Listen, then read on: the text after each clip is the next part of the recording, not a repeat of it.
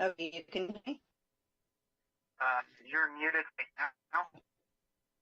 Yes, we can. Okay.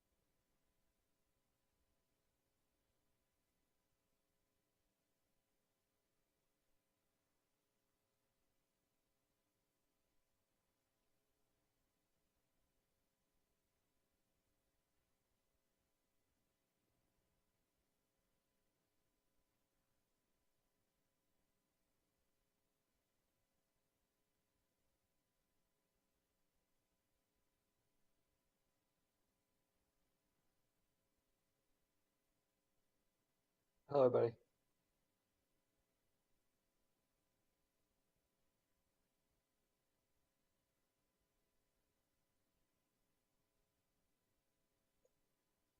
Hi, Bruce. Hey, how you doing? I'm well. Hope the same with you. I'm getting well. Good.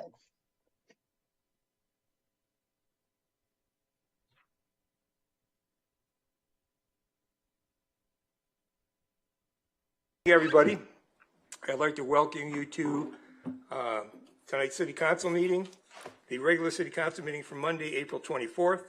Let me just read some information regarding how everybody can participate.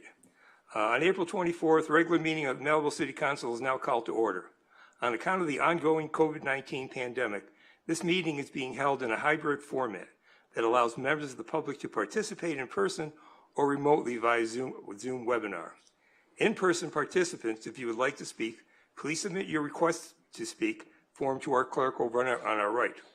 Remote participants, if you would like to speak, please join the Zoom webinar meeting, printed on the agenda, and raise your hand in Zoom when the item you wish to speak on is called.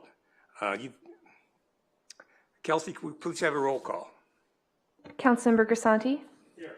Councilmember Riggins. Here. Councilmember Stewart. Here. Mayor Pro Tem Urine. Here. Mayor Silverstein. Here. You have a quorum. Okay. And let me sort of give you a little heads up here. This is going to be a strange meeting. We've got people calling in on the telephone. We've got people on Zoom. We're going to have, so my co-pilots over here are going to help keep me in line. And if anything gets screwed up, it's my fault, not theirs. So just understand in the beginning. All right. Tom Bates, would you lead us in the Pledge of Allegiance, please?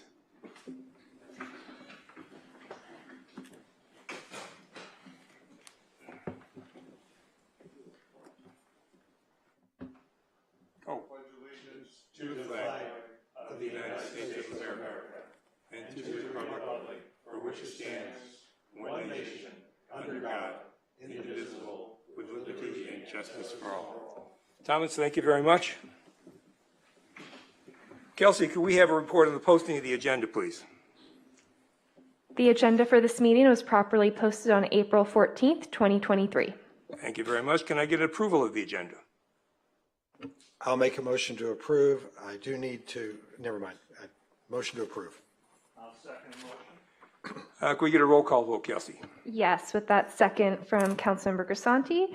Councilmember Stewart. Yes. Councilmember Grisanti. Yes. Councilmember Riggins.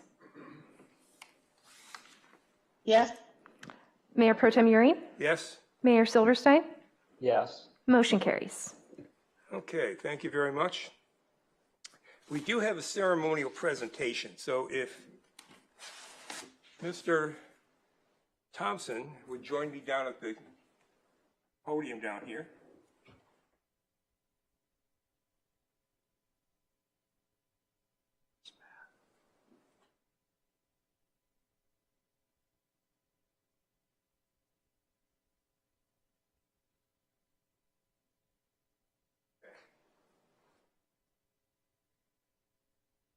First, thank you very much for coming. Thank you for having me. Okay, see if I can do this and read this without. Proclamation declaring April 2023 as National Donate Life Month in Malibu. Mr. Thompson of One Legacy has joined us here at the podium. Whereas organ, eye, tissue, marrow, and blood donations are life-giving acts recognized worldwide as expressions of compassion to those in need, and whereas more than 106,000 individuals nationwide and more than 20,000 in California are currently on the organ transplant waiting list, and on average, 17 people die each day waiting. And whereas the need for donated organs is especially urgent in Hispanic, Latino, and African American communities, and whereas a single individual's donation of the heart, lungs, liver, kidneys, pancreas, and small intestine can save up to 8 lives, and the donation of tissue can save and heal lives of more than 75 others. Whereas organ donors saved more than 40,000 lives last year, the most ever. And whereas any person can register to be an organ, eye, and tissue donor, regardless of age or medical conditions, and being registered as a donor does not impact the quality of life-saving medical care a person receives in an emergency. Now, therefore, be resolved that the City Council of the City of Malibu declares April 23rd as Donate Life Month in the City of Malibu, and in doing so, we encourage all Californians to check yes online when they apply for the renewing their driver's license or ID card at the DMV. So, Mr. Thompson, what I would like to do is present you with this proclamation, recognizing what we just covered. Thank you and if you'd like to say something, make yourself at home. Thank you very much, Mayor. Just wanted to thank the city and the council members for this proclamation. It will be prominently displayed this weekend at the upcoming Donate Life Run Walk. And on behalf of the 20,000 Californians waiting for a life-saving transplant, it's much appreciated. Thank you very Thank you, much. Mayor. I appreciate what you guys do. Thank you. God bless.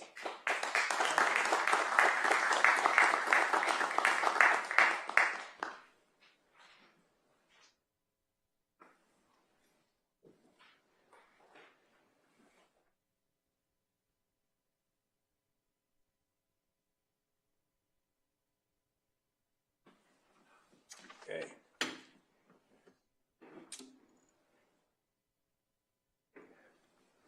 The next item will be the presentation of the 2022 Environmental Program accomplishments from Yolanda's group, the Environmental Sustainability Group. Yolanda, take it away.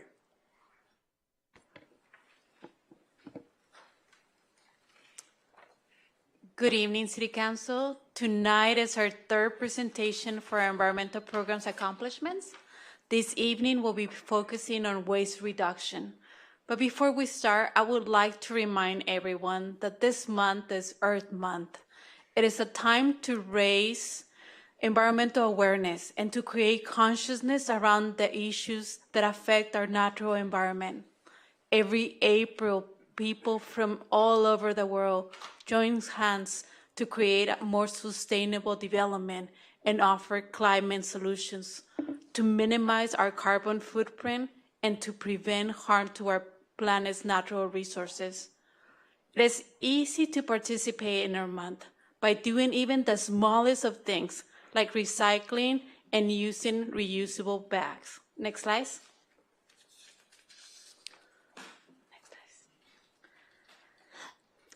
We will start with waste reduction. It's in item 5H of our work plan, which represent enhance environmental efforts and protect. Next slide. And I'll pass it over to Karen De La Cruz. Thank you, Yolanda. Good evening, everyone. City Council, Mayor Pro Tem Euring. So today we're going to talk about waste reduction. In January 2022, California implemented the statewide organic waste recycling and surplus food recovery program, known as SB 1383. The benefits of this program is that it reduces the impact of greenhouse gas emissions, it also reduces the demand for landfills, and finally, it also reduces the food waste by giving safe and edible food to the community. As you can see on the slide, SB 1383 is California's most ambitious waste reduction law. It establishes aggressive organic waste reduction targets, such as by 2025, we must reduce the organic waste disposal by 75%, and we are required to increase the edible food recovery by 20%. This slide shows the key jurisdiction dates to help the state reach its waste reduction goals. As of January 2022, the city, with direction from CalRecycle, began education and outreach in Malibu. We are currently in 100% compliance with mandatory multifamily and commercial organics requirements. ESC staff intends to continue education and outreach to maintain this 100% compliance. This city is required to maintain records of all activities mentioned, and these activities on the slide that include provide organic collection services, which the city has completed and we are 100% in compliance, establish a food recovery program, which has been completed and can be found on our website, conduct education and outreach, which ESC staff does monthly virtual trainings, procure recyclable and organic products, and the city has implemented a purchasing policy, secure access to edible food recovery capacity, and the LA County coordinates with capacity planning. And lastly, monitor compliance and conduct enforcement, which is the ongoing task for our ESD staff. Another requirement for SB 1383 is edible food recovery. As mentioned earlier in the presentation, SB 1383 requires California to recover 20% of currently disposed edible food. ESD staff is currently coordinating with the large grocery stores, food manufacturers, large restaurants, and this means certain businesses are required to divert any edible food, have contracts with organizations that take that material, track the materials, and provide that information to the city staff so then we can report it to the state. In Malibu, Tier 1 food recovery consists of the 4 grocery stores, and Tier 2 consists of the 72 commercial businesses. For residents, we actually released a Malibu Resident Zero Waste Guide with tips to reduce food waste and where food scraps can go depending on their hauler. There are 2 haulers that are providing organic service to residents. There's UWS and there's Waste Management, and they have different sorting requirements. So for Waste Management, they require customers to separate organics from trash and place them in the green waste, and UWS does not require the separations of organics from trash, and this is because the UWS has their own material recovery facility. And more information about this can be found on our website at malibucity.org, Home Zero Waste Guide, and malibucity.org/organics. It is important to note that Waste Management is now requiring that the food scraps be placed in a paper or plastic bag. All materials generated should be bagged before placing in the organics or green waste containers, and this arrangement comes directly from the hauler who has received these instructions from the organic waste facility. We've also been working to provide outreach to Malibu businesses, including creating a training guide to help the kitchen staff sort properly. Print materials were distributed to all commercial and multifamily, and in addition to that material that we've completed, site visits were done at over 100 businesses. All these resources can be found again on our malibucity.org organics website. And this slide shows the breakdown of the Tier 1 and Tier 2 edible food generators that were mentioned. Tier 1 edible food generators include our large grocery stores that we have here, like Pavilions, Ralph's, Vintage Grocers, and Whole Foods. And they are required to be recovering edible food now at the moment. ESD staff completes our annual inspections to check that Tier 1 food generators are in compliance with their food recovery agreements. And also to assist our businesses, we've created a food recovery webpage on our website at Malibu, and a list of local food recovery organizations can be found there as well. And then I'll go ahead and pass it off to Yolanda for the looking forward. Thank you, Karen. So looking forward, January 1st, 2024 is the deadline to have everybody under compliance for Tier 2. We are looking forward for all edible food recovery. We'll be focusing on monitoring the Tier 2 food generators to ensure they're in compliance. Tier 2 commercial edible generators, such as restaurants, typically have more prepared foods to donate, which often require more carefully handling and to meet the safety requirements. Next slide. Here are some photos of our local Tier 2 businesses in Malibu that we're currently working with. We are also in the process of drafting notice for this new compliance requirements that we'll be sending by the fall of 2023. Next slide. We will continue also strengthening our partnerships. During the Earth Month Fair at Pepperdine, the environmental program staff connected with the Center of Sustainability and discussed collaborations for future environmental events that will focus on organic recycling, edible recovery, and food waste reduction. Next slide. We ask for your participation on food prevention at home. Food waste prevention begins at home. There are so many ways that we can prevent food from going to waste. Here are a few tips that we recommend you do. Freeze your food, store fruits and vegetables separately. Check your fridge for edible food before heading to the stores. Place your food in sealable and secure containers. These are just friendly reminders that anybody can use. We have placed some of the reminders and tips on our social media and also on our website. Next slide.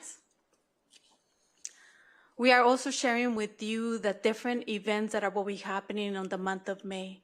As mentioned before, this presentation, ASB 1383 requires everybody's efforts.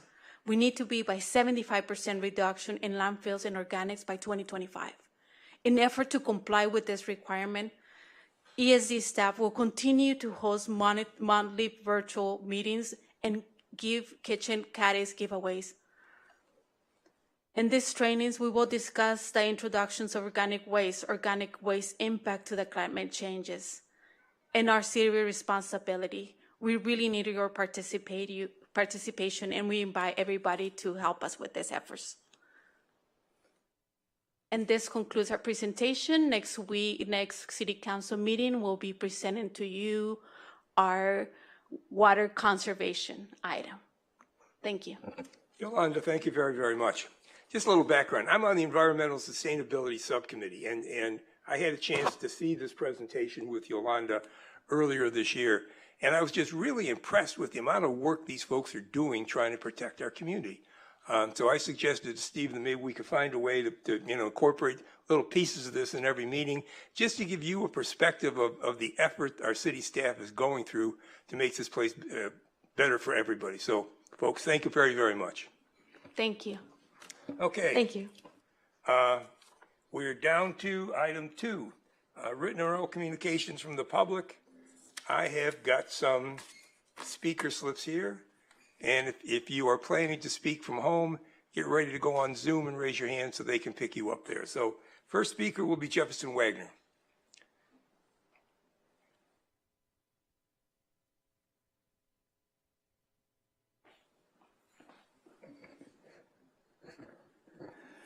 Thank you and good evening. Steve Ury, Mayor Pro Tem, you're doing a fine job so far. So far, thanks. It's a long night. Thank you, Bruce, Paul, Doug, and Marianne for your efforts on behalf of the city. It's an undaunting task that you take forward with you, and I understand what it's about, having been up there for 8 years myself. I do thank you for your efforts here on behalf of the city. Part of your efforts also incorporate the honesty and the value of your position here at the city, guiding your people that voted for you and to be here at the chair behind you and to run this place for us. Your best efforts are always the best thing to do. And in all honesty, I really feel that we have to review something that happened last week. And I have a video about 1.5 minutes which will be played by your significantly qualified staff here in a moment. It pertains to the 3 hour and 8 minute position that Planning Commissioner Craig Hill made at an agendized Brown Act meeting, alluding to some unscrupulous moments. And I just want to let him know, if he's watching this evening, fine job. They may call you a whistleblower, but the honesty is what it's all about here at City Hall, and I believe our council will follow up on this as well as our legal staff. So thank you very much, and I hope your house doesn't get raided. We're ready to play it. It's about a minute and a half. Thank you.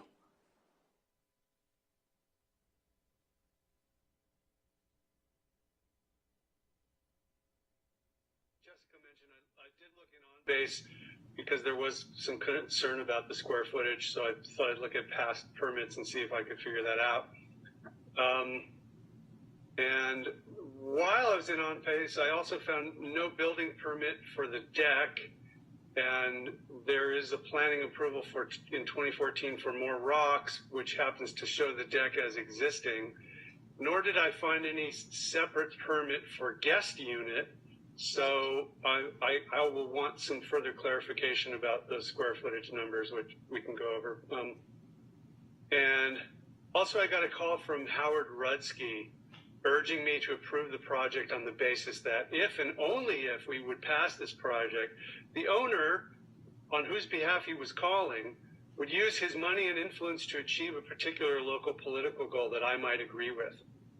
And I told him that the owner's political views have nothing to do with the merits of the application, and I would not and will not consider them one way or the other.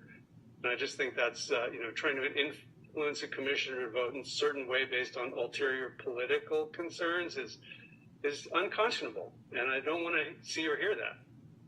Those are my disclosures. Thank you very much, counsel. I leave it up to you and your discretion to how to follow up with it, as well as your legal counsel. Good evening. Thank you very much, Jefferson.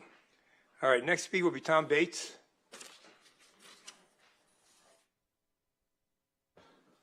And Tom, I've got another speaker slip for Christiana Wolford. Is she giving you time, or she's going to speak on her own? Thank you. My gotcha. name is Tom Bates. It's the first time I've been here without being unhappy.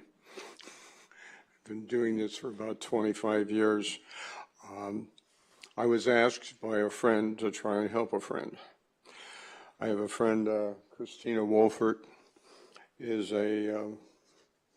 a title rep. I've known her for 30 some odd years.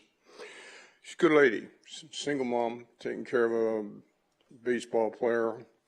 I was a single mom. I had a single mom, so there's some empathy there. She's been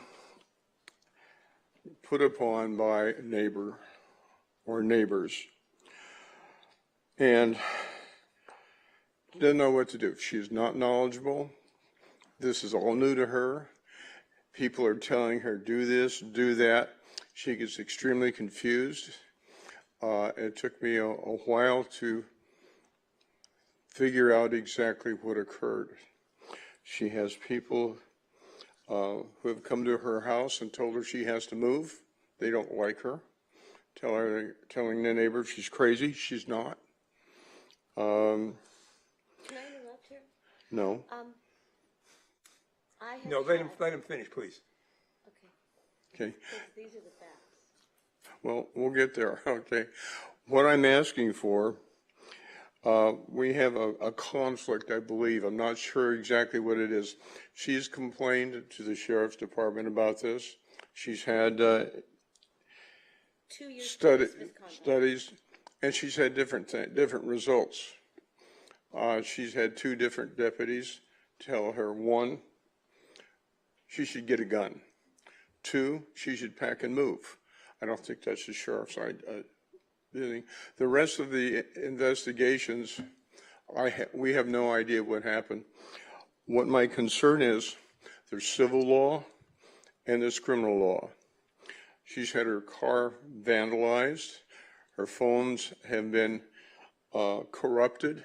As well as his? Yeah, she works for Uber. And the way her system works, when she wants a job, picture comes up, somebody wants that car, they take it. Hers are blocked out. It's cost her about $40,000 in income. She doesn't want to move. She didn't want to bother anybody. She wants to live here in peace. The problem we have, the deputies have frightened her, and we have no other response from the sheriff's department. Now, what I'm talking about is not the thrill of the day for the sheriff's department. They're thinking, oh, dear God, these two women are fighting. She's not fighting. She wants to be left alone. The other person that has been attacking her Your time is up. is something that she's not been able. Sorry? I'm next.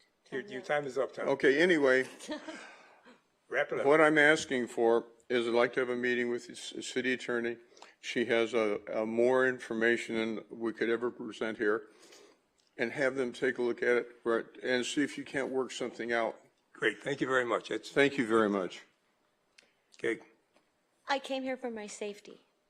I have over 2 years of police misconduct through the Lost Hills Sheriffs. I've had car accidents where I have people coming up to me at Starbucks telling me that they're intentional, they want to get rid of me, and she will be my witness. I've had 2 deputies come up to me sporadically and tell me that I wasn't safe, I needed to go home and find a new job, car, and phone until they could figure it out. I have all the evidence here, and I came here to ask for my safety. I should not have to have a security company and the Lost Hills Sheriffs hurting me. Their safety, that's who we're supposed to go to protect us. I was told 2 weeks ago, after I reached out to NBC Investigations, Espinoza told me that my old detective was retired now, and they were getting me a new one, a cybercrime detective that I should have had 2 years ago. Steve, you mentioned having a meeting with me. Can we set that up in a couple days? Yeah, we'll have to do that after the meeting, though. Thank you. Okay, thank you very much.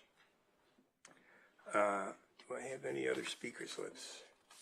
Okay. Richard Soul.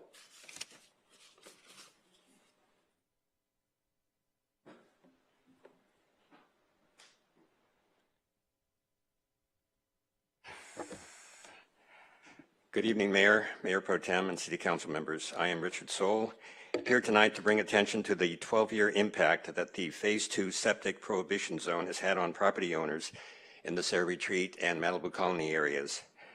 In November 2009, as you may know, the California Regional Water Quality Control Board passed Resolution R2 2009-007, in which it concluded that evidentiary requirements specified in the California Water Code had been satisfied and that discharges from septic systems in the Malibu Civic Center area failed to meet the water quality standards or objectives. The resolution moved to prohibit all new discharges in residential areas within the Phase 2 septic prohibition zone pending the completion of the Phase 2 work. The prohibition of new discharges means that homeowners whose properties are within the Phase 2 septic prohibition zone cannot add plumbing fixtures to their remodels, additions, or new construction. Let me describe 4 exemplary results. In 2010, my then 78-year-old good friend who lives in the Sierra Retreat, his son wanted to build a new modest home in the neighboring vacant lot so that he could be close to his parents in their senior years. That friend is now 91, and his son still has not been able to apply for a building permit. Another example, in 2017, my client who lives in the Malibu Colony wanted to remodel her house to accommodate her 2 growing sons. The sons are now off to college. Another opportunity lost. The third example, my colleague who owns the modest home in the Sierra Retreat area has not been able to add bedrooms with bathrooms to accommodate his young children that are growing up and need more space. And the fourth example, another couple who owns a home in the Malibu Colony have been waiting 7 years to add a second story. I'm here tonight to ask you to please consider moving any of the following 4 ideas forward. The first, the City Council schedule a public forum in which those property owners whose remodels, additions, and new construction have been stalled by the subject prohibition can speak to the impact of the prohibition and have a voice. Second, request that the State Water Quality Control Board conduct a new study this year to reaffirm the evidence that the contamination of the water quality of the groundwater at the Malibu Lagoon, the Malibu Creek, and the Malibu Beach are caused by private septic system failures and not by wildlife or domestic life.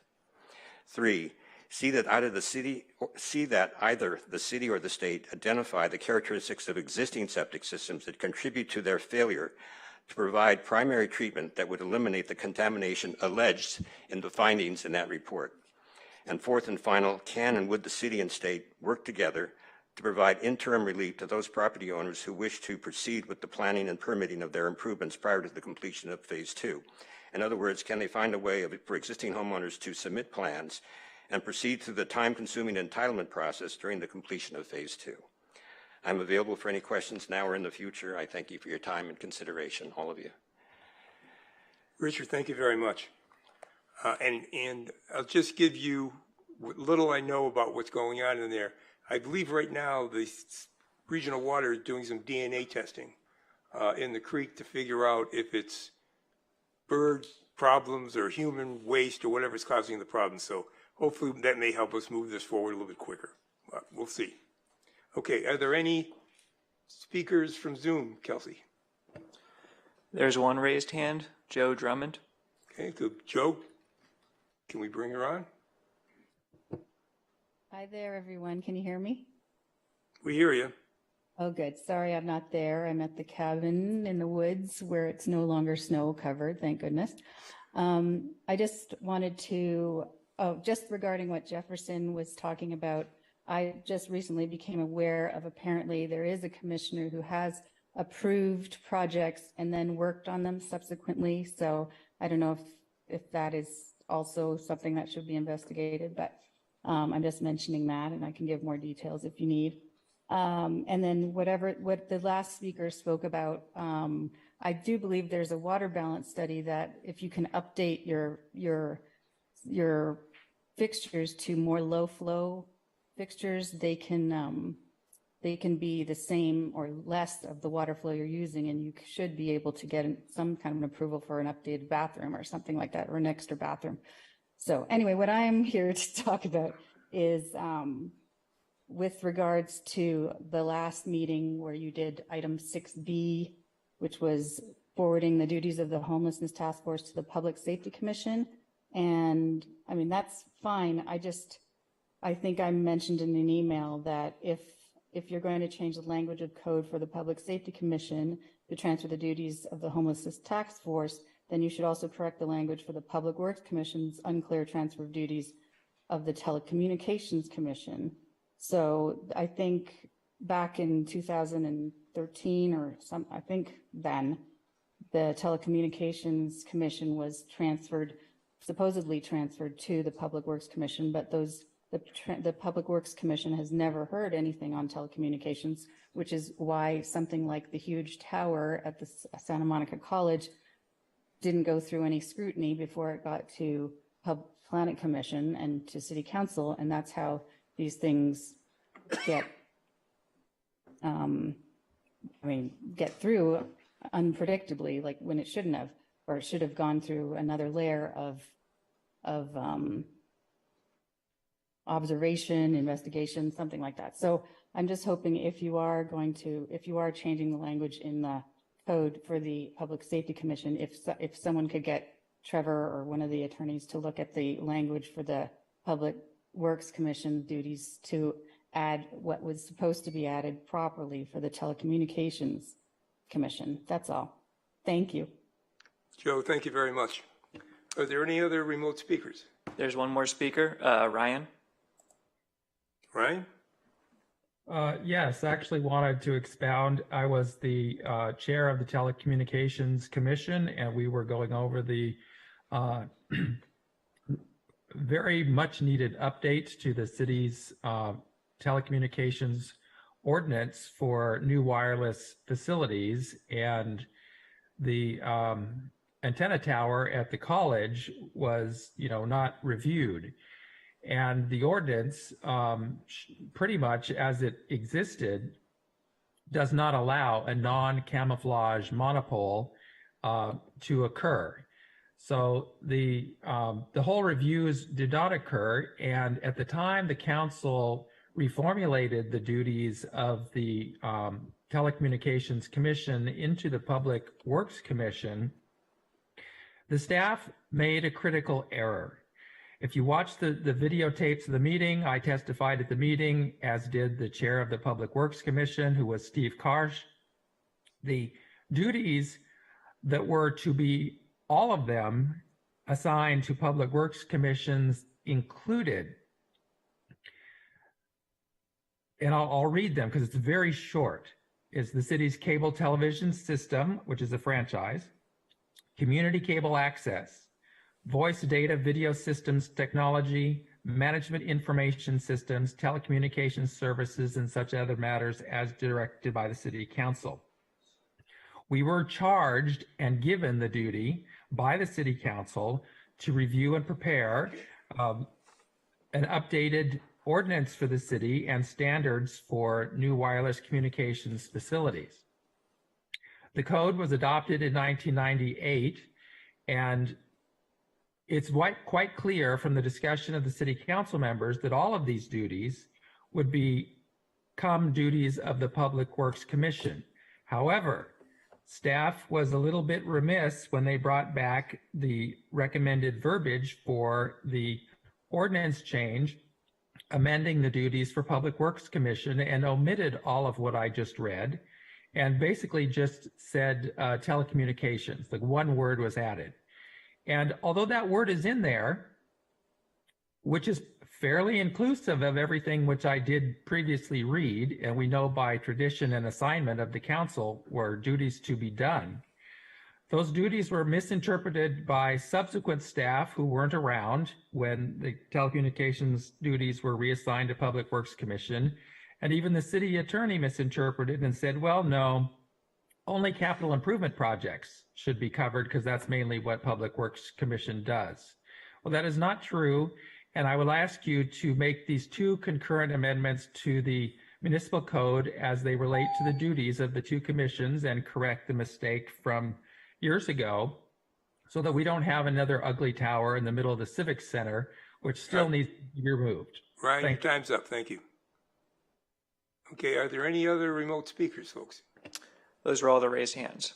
Okay, thank you all very much. I think the next thing is going to be commissioner comments. And Dane, if you'd like to come on up.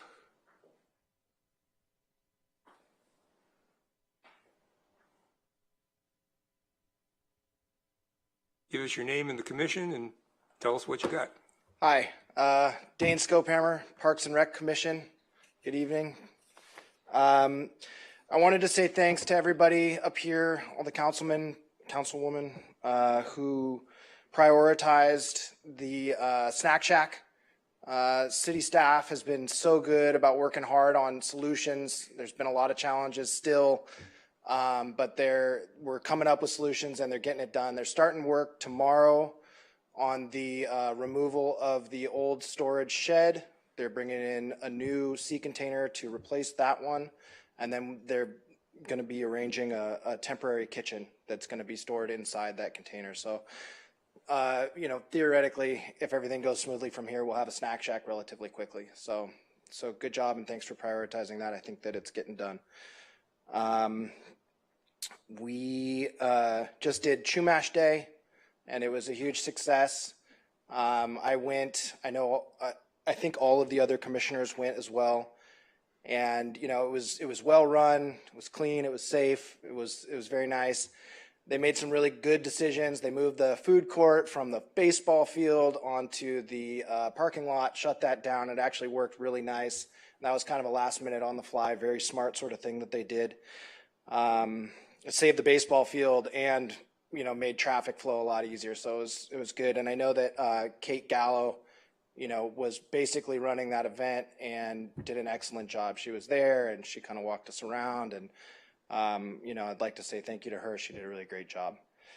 And then, you know, the other thing that I'm here to do is to update you guys on our priorities for next year, what we think that we should be working on, and hopefully that all works out with the work plan and whatnot.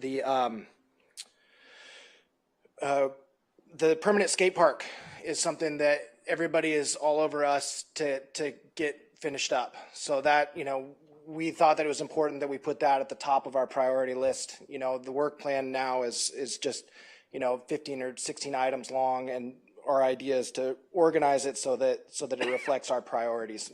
We're trying to put the skate park at the top of those priorities to reflect, how seriously we want to see it get done. We want to finish the temporary snack shack and then start developing a new one, plans for the permanent building that's going to be there.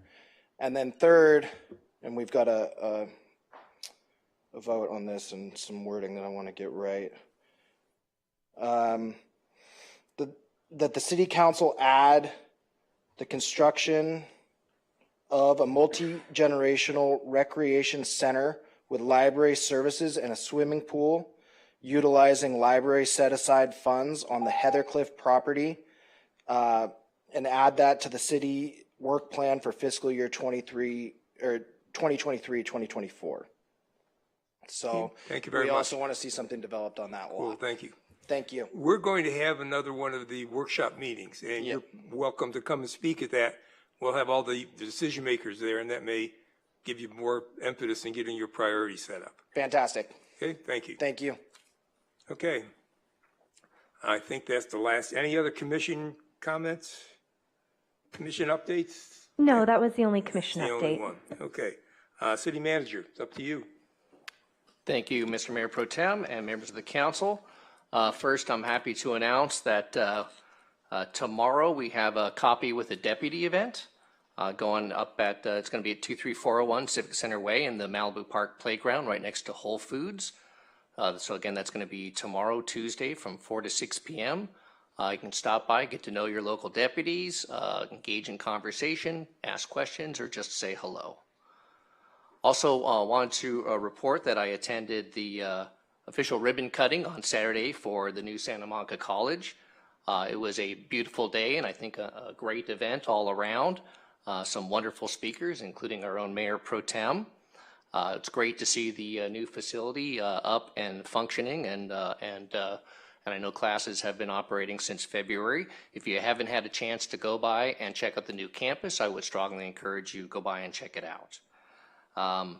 Also, in the last couple of weeks, I attended the meeting of the Las Virgenes Malibu Council of Governments, and also had an informal meeting with Assembly Member Jackie Irwin. Coming up, I want to report that we have the State of the City event. That's going to be Wednesday, May 3rd at 10 a.m. at the new Santa Monica College facility there. Mayor Silverstein will be speaking at that. And then for updates, I want to let you know what's happening with our automatic license plate reader cameras. 2 cameras have currently been installed on poles with solar power, and we're in the process of upgrading those to being hardwired. We have 8 locations that are going to be sited on Edison poles, and we're working through the process with Southern California Edison. They have been approved by their planning and engineering departments. So once we get an agreement for those, we'll be able to get those 8 installed. And then there's lastly 2 locations which we're going to be putting on Caltrans poles, and that request is being made. It needs to be made through a law enforcement agency. So our good friends at Lost Hills are applying on our behalf, and hopefully we'll be able to get those installed soon as well. And then beacon boxes, we haven't forgotten about those. To date, 20 have been installed throughout Malibu. There are 10 on the way. Those got delayed because of the rains this winter. So those are expected to be installed soon.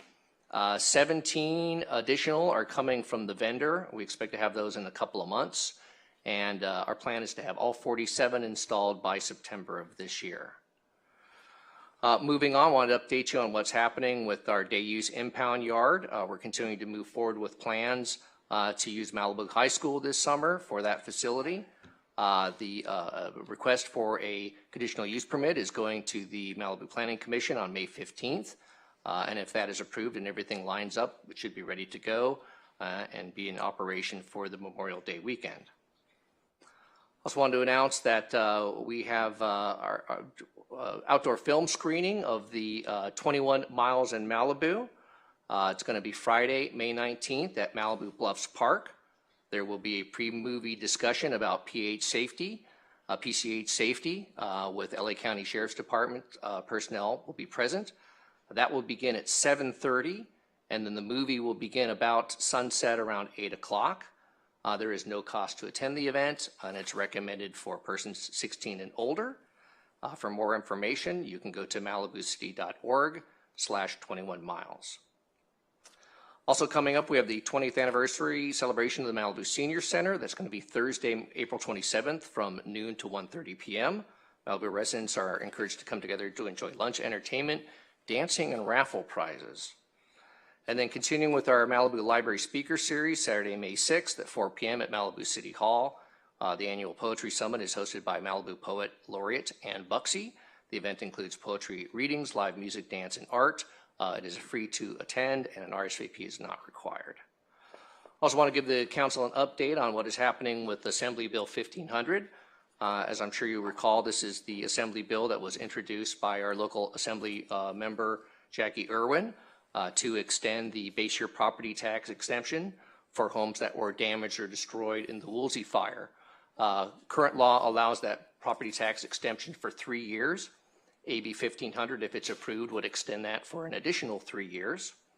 Last week, Mayor Silverstein attended the meeting of the Revenue and Taxation Committee up in Sacramento, and that was a success.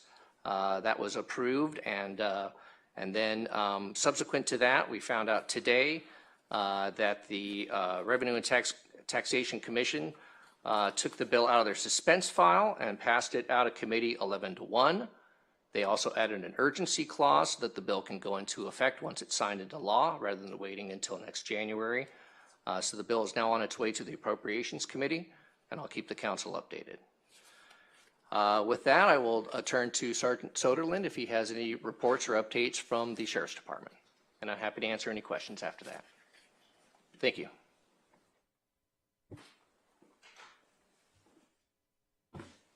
Good evening, City Council. Happy to be here. 3 items I wanted to talk about tonight. On the night of April 13th, going into the early morning hours of April 14th, the Malibu Special Assignment deputies, as well as myself, conducted a parking enforcement operation on PCH. 4 deputies. We had 2 volunteers on patrol. We also coordinated with Roy's Towing in Thousand Oaks, which is our contract towing company, where they staged 4 tow trucks down here as well as their drivers. And we concentrated all along PCH starting at midnight for the parking enforcement. I'll give you the stats here for the operation. And we issued 51 citations that evening. We towed 4 vehicles. There was 1 felony arrest. It was a warrant arrest, and 1 misdemeanor arrest for narcotics. So that was the total for the evening. The second item I'd like to talk to you about is yesterday, one of your VOPs, Mark Russo, he was involved in a traffic collision down by Trancas. He had come upon an accident and had set up his vehicle with the lights on to warn other drivers and stop traffic. And due to a couple rubberneckers, he was rear-ended. Fortunately, he wasn't injured, but the car took the brunt of it. And the third item I'm talking to you about tonight, let me pull it up here. Our LET Sharona Kay, she is our fingerprint tech and our DNA tech at the station. She processes scenes for evidence and goes out after the fact, after the incident, and processes the crime scenes. So she was investigating a residential burglary that occurred here in Malibu in 2021.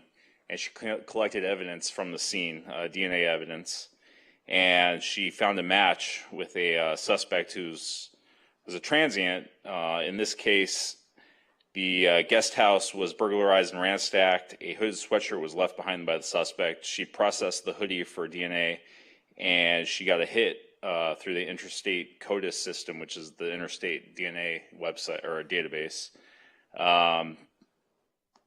The suspect, Casey Adam Richardson, was matched because he was arrested for a sexual assault in the state of Missouri. He has priors for arson, resisting arrest, vandalism, burglary, carjacking, criminal threats, domestic violence, assault with a deadly weapon, and disorderly conduct. And I just want to let you guys know that no matter how long the case has been pending for, we're still investigating actively. We don't forget about it, and it's another success story. So we've identified him, and now there's a warrant for his arrest. Thank you. Thank you very, very much. Very impressive. Yep. Thank you. I got an email from Mark Russo this morning. I'm just glad he didn't get hurt. I mean, that could have been really nasty. So, and hopefully we'll do some work as we go through our work plan to deal with some of the TCH safety issues, because that place just isn't getting any better. Okay, we're down to City Council Subcommittee, Mayor and Council member reports. Is there any subcommittee report? Anybody? No? Okay. Any of the council members like to go? I was delighted to attend the grand opening of the Santa Monica College campus. Best part about it was seeing all the various people, including past city managers, past city council people who had worked on that project over the last 20-some years. It was nice to get to the finish line on something and see it wonderful, and you really ought to go through that property and see it. It's a very, very interesting building, and I like being there. Steve did a great job of filling in for the mayor, and thank you very much. I'm sure I did something else, but let's keep it short. Thank you very much, Paul. Doug? Okay, I too feel thankful that Mark Russo was not hurt. I saw the pictures of the car. If he'd been standing behind it, we'd have a whole different story tonight. And there was a fire involved, and the fire extinguisher was trapped in the car. I mean, this was one of those things where you go, we have a problem at PCH. So the movie on the 19th is very appropriate. This 21 miles of PCH. Richard Saul, I hear your story. The people in Sierra Retreat, before we spend all that money, we need to make sure it really is needed. So we'll be keeping an eye on that. Dane, good comments. We hear you guys in public, in Parks and Rec, and we know there's a lot of things to be done. And for many people in the city, you are the face of the city. So we want to do a good job in there. License plate readers. You don't realize how important those are. In Agoura Hills, there was a bank robbery a few days ago, a week or so ago, and the license plate was caught on the Agoura Hills license plate reader. So that's how they helped to locate the person that did it. So when we get our license plate readers, hopefully they don't have to be used, but if they are, we know they're useful. Assembly Bill 1500, good progress to Steve and the staff that's following that, plus the Assembly Member's office. Thank you very much for that. We have a lot of people that are going to be affected by that. On Santa Monica College, I wish I'd have been there. I was overcommitted a year ago to go to a charity event out of town. I couldn't be two places at once, but if we ever do it again, I'll be there. We also have a item I'd like to make sure that we bring up on the city presentation for the council. That's HOA insurance information. The Assembly Member Jackie Irwin's office is making tours around her district on this. Hopefully we can have a program here in Malibu for our HOAs and property owners associations. And I know Steve and I have talked about it, so hopefully we can get that done. One of the things we do need from the HOAs and the POAs is, who are you? We don't have a good list here in the city of all the POAs and HOAs. And I think when we do that presentation, we'll want to have a place where they can record how to get in touch with them so we can reach out from time to time. I, with Paul and Steve, did meet with the Council of Governments. I'm an alternate on that on the 18th. Good meeting. That same day, I met with now real Fire Chief Maroney. He was sworn in this morning, I understand. Assistant Chief Drew Smith, Assistant Chief O'Brien, Deputy Chief Mayfield, Brent Woodworth, Keegan Gibbs, Tyler Hoffman, to review the progress on the fire brigade program that's under development. Looks like that's going to be a positive outcome, and I think there's good support for that in the fire department. Did the work plan meeting on the 20th at City Hall. Thought it was very productive, very supportive, hopefully to the staff. They understand our priorities and we understand theirs. And it was a good day for everybody. We look forward to round 2 where we can get the rest of the work done. And Rob Houston did a very good job as moderator for that. I'd like to remind the city attorney and the staff who are preparing the Brown Act presentation on May 31st and for the commissioners and the city council members to include a review of Resolution 98-083, which established the rules of procedure and decorum for council and other meetings as part of that training, as we mentioned at the work plan. And that's all I have, Mayor Pro Tem. Okay, thank you very much. Kelsey, do we want to go to the telephone in people?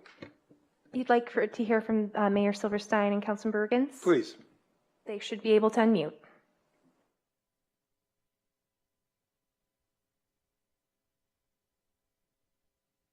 Bruce, do you want to go first?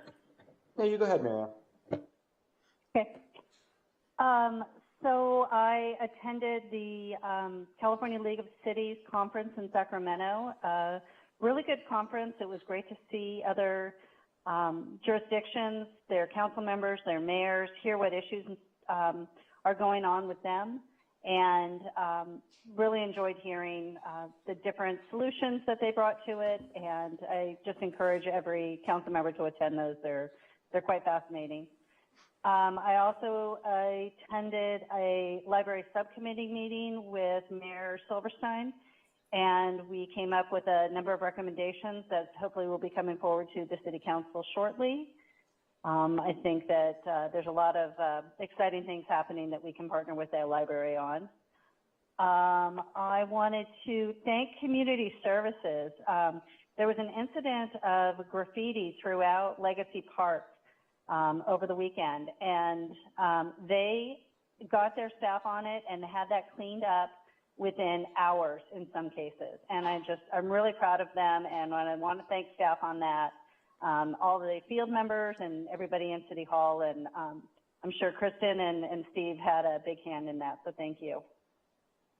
I also wanted to encourage people, please attend the Public Works, the Public Safety, our Parks and Rec Commission meeting, our Arts Commission meetings. They're fascinating centers of information that the community can bring to them, and they can help vet out. They're also discussing a lot of things that are going on in our community, and they're a great resource for firsthand contact if you've got an issue or a problem in your, within the community, that they can help address those things. And they've got a lot of great programs coming on. So please check the city's website for the calendar events of when those different things are going on. I also did attend the SMC ribbon cutting. It was fabulous to have so many generations of people there to celebrate what has been a long time coming for our community. I thought Mayor Pro Tem Euring gave a great speech on behalf of our council, and the other attendees, just the celebration of education in our community. And it's so great to have that campus open now for everyone from toddlers to those in the sunset of their lives, let's say. And then I wanted to address the Planning Commission meeting from last Monday. There has been some comments on social media that I find quite disturbing.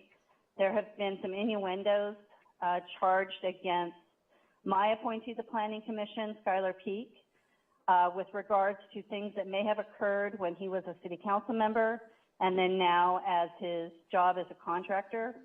There were 4 years separation and different owners on this alleged act that people are commenting about in the community. And I find it very, very disturbing. I am proud to have been able to appoint Skylar to the Planning Commission. He brings a wealth of knowledge, experience, and a love of our community and the environment. And I find it very disappointing that there are innuendos and attacks against him. There's also comments with regards that planning commissioners are not coming to the meetings prepared because they don't ask a number of questions. Our staff does a remarkable job with their staff reports that are presented. They are hundreds of pages in length. They handle everything from all our ordinances, our dark skies, our archaeology, our environmental protections, our neighborhood protections. And to think and make accusations about the planning commissioners that aren't doing their job in our community is absolutely atrocious and should not be done. There were also accusations leveled against staff and that they are perhaps not prepared or they're making things up that don't address the issues of our local coastal program, our municipal code, our general plan. And that also, there should be apologies given to the staff with regards to things that have been said about them. We are lucky to have the level of professionalism and education and knowledge of our staff, and everyone in Malibu should be thankful that we have them. Our vision and mission statement guides us through everything, and how we implement that is through our general plan, our Malibu Municipal Code, and our Malibu Local Coastal Program.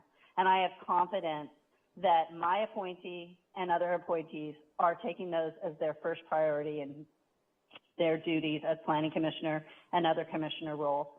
Thank you. Thank you, Mary Ann. Mayor Silverstein? Okay, thanks, Steve.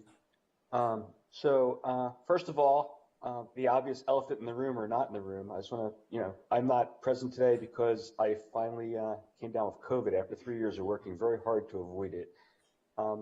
Everyone out there, it's absolutely still out there. We still are in a pandemic. Don't be fooled.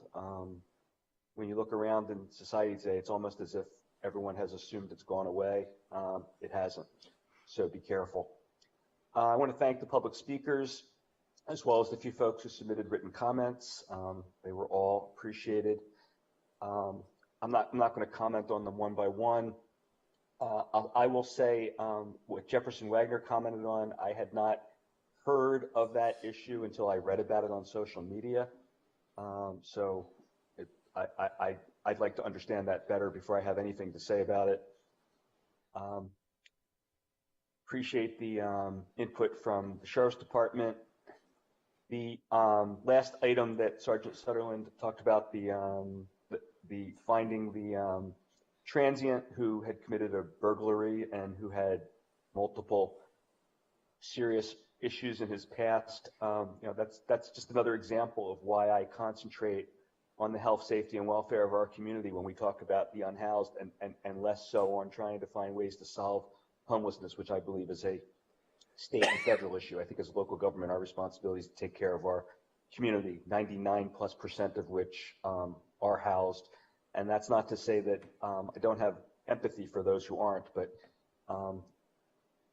unfortunately, at least in our city, we don't have residents who are going around committing these criminal acts. It's a relatively crimeless city, but for people who come here from elsewhere. I did go to Sacramento this past Monday, a week ago today, to testify before the Assembly Revenue and Taxation Committee, along with the Vice Mayor of Paradise on behalf of Assembly Member Irwin's bill to grant the extension of the property tax program for owners of properties destroyed by the Woolsey Fire and the Camp Fire. You've heard about that already. I think perhaps the city manager misspoke. My understanding is that the committee passed the matter on to the next step 11-0. It's a bipartisan proposal, which is unusual these days. It had that committee is comprised of members of both parties. Maybe there's a third party, I don't know, but in any event, it was 11-0.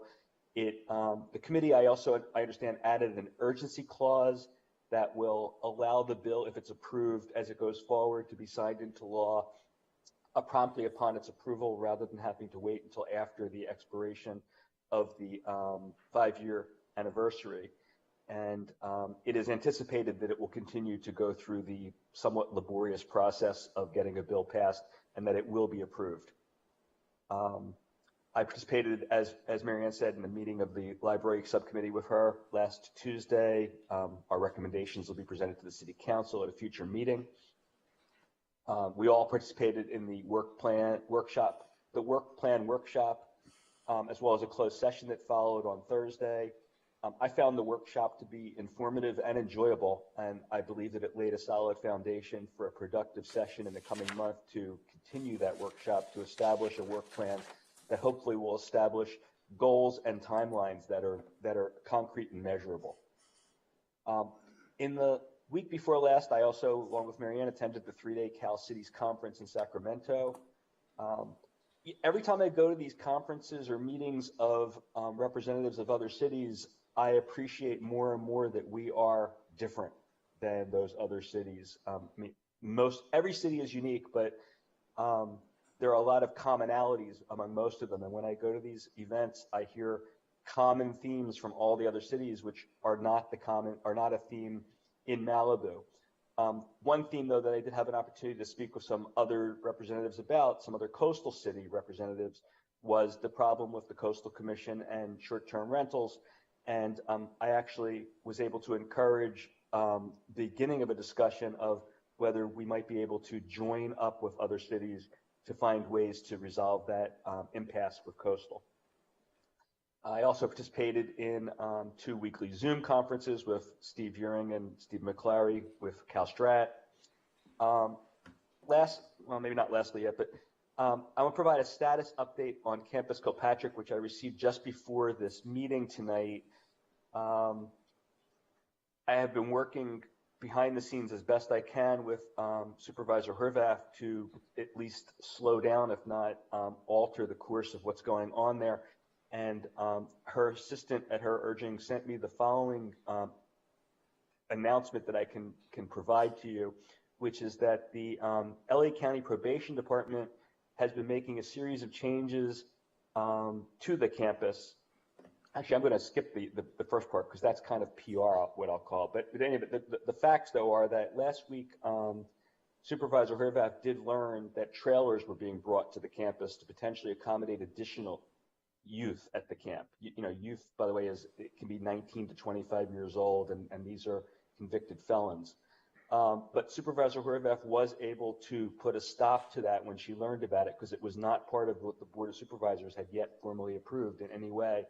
And she has committed that any changes to the property, as best she can do it, will be done only with our community's input.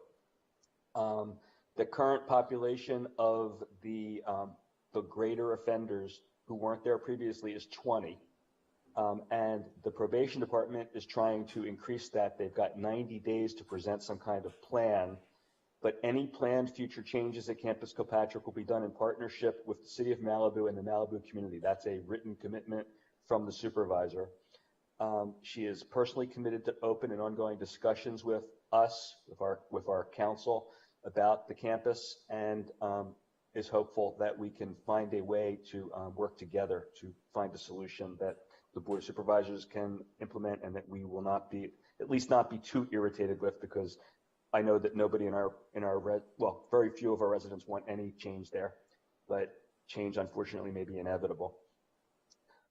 Last thing I would comment on is that these comments that about the planning commissioners. Again, I know no facts about anything that's going on there that's right or wrong. But one thing I do know is that we do have now and in the past members of the commission who are contractors and others whose livelihood depends upon development.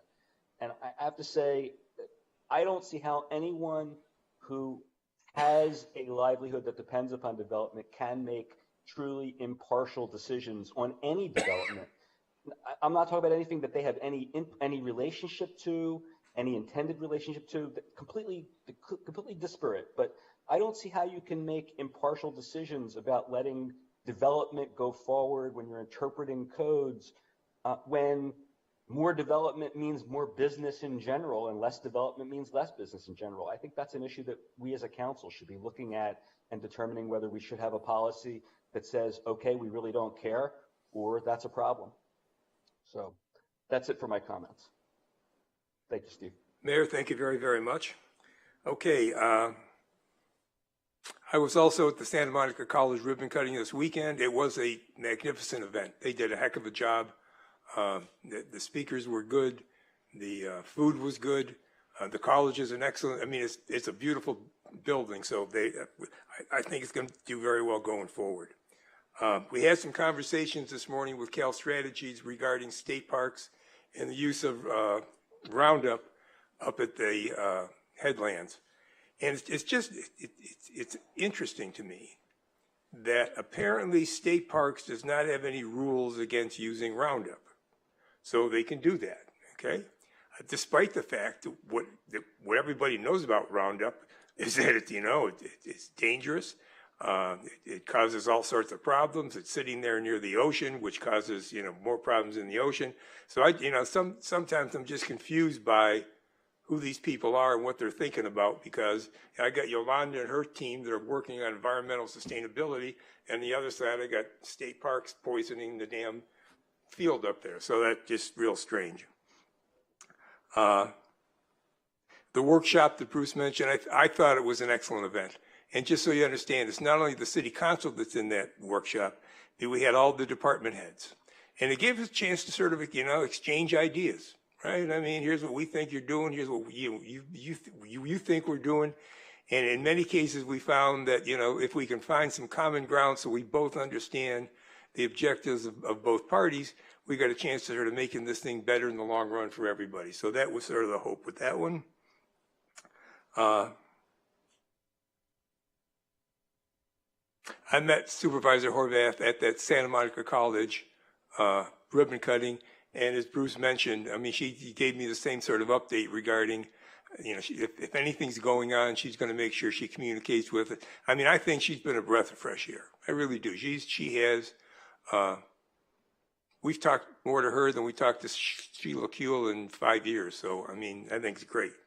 And then the last thing is, I'm getting, again, with the roundup up at the headlands, I got a lot of emails this week from Poison Free Malibu about trying to get that ordinance put to place. Now, I don't know if that ordinance is going to give us a vehicle to work with state parks, but boy, it's been dragging around for a long time, so anything we can do to get that on our plate. And I understand you were trying to get somebody from state parks to come and talk to us. Any luck with that one? I was hoping that they might be here this evening. I don't see anybody, but we'll continue the communication, see if we can get them to come. Yeah, I'd like to have them tell us what the heck they're doing, explain why they think that's a viable solution for what we're working with up there. And I'd like to thank all the speakers. Dana, like I said, at the workshop, if you want to come in, you can speak to us where the whole group is there and talking about what's going on. I agree with Richard Soul. I hiked through Sarah Canyon. I mean, every time I go by somebody, they stop me and say, what the hell is going on? So I understand the frustration of what's going on in that place, and the same thing over in Malibu Colony. So, okay, with that, I'd like to move to the consent calendar. Anybody pull anything? Paul? Oh, anybody pull anything? Kelsey? I don't have any speaker slips from the public. If anyone on Zoom would like to speak on an item on the consent calendar, please raise your hand. No? Okay. And I don't see any raised hands in Zoom. Okay, I would like to move the consent calendar. I'll make a second to it, but I'd like to pull item 5, the investment report, for a quick update from the staff. And I need to abstain on the approval of minutes. That was before I arrived at City Council. And I bet Mary Ann will want to do that too. Okay. I accept those modifications. Yeah, so we're going to do the consent calendar. Pulling item 5 deals with the investment report. You're going to talk to us about that, and you and Mary Ann are going to, with her. I can't speak for Mary Ann, it's up to her. You're going to pull it from the minutes. You're not going to. I have to abstain on the minutes. Abstain on the minutes. Okay. Mr. Mayor Pro Tem, can we confirm that Councilmember Riggins is also abstaining from item 3? 3B3. Can you hear me? 3B3. Mary Ann, you going to abstain from the minutes? Can you hear me? Yes. Hello? Yes, I will be abstaining from 3B3. Okay. So Paul, do you accept those changes? I do. Okay. I need a second. Okay, roll call, please. Councilmember Grisanti? Yes. Councilmember Stewart? Yes. Councilmember Riggins? Yes. Mayor Pro Tem Urine? Yes. Mayor Silverstein? Yes. Motion carries. Okay, very good. Moving right along. Item 4A. Ordinance. 3B5. Oh, 3B5, excuse me. I wasn't paying attention. Doug's going to take us through the investment report. Thank you very much, Doug. Well, it's not so much me for the investment report. Hopefully, Joe, Tony, and Ruthie Quinto have something to say. There was an update, I believe, that they sent in. We have both of them on Zoom, so just give us a moment to get them unmuted. Okay, thank you. It's their presentation, it's not mine. Good evening. This is Ruthie King. I just wanted to make sure that Joe didn't want to make any opening comments. I will defer to you, Ruth. Go ahead. Okay, thank you. Thank you so much, Councilmember Stewart, for pulling this item actually, and also for your expertise and attention to the matter.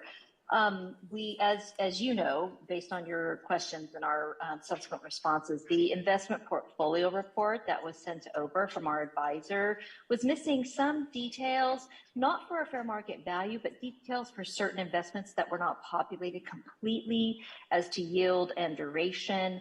And I just wanted to provide the updates for March 31st, 2023. The blended yield is 3.59%, and the total duration is 1.05%. So while we're still a bit away from hitting the 2-year U.S. Treasury note, which is our benchmark, which was 4.06 at the same time for that same period, we're getting much closer, and the 3.59 blended yield is still quite an improvement over the 2.8% just from the prior month. So wanted to provide those revisions and verbal update to you this evening. Thank you.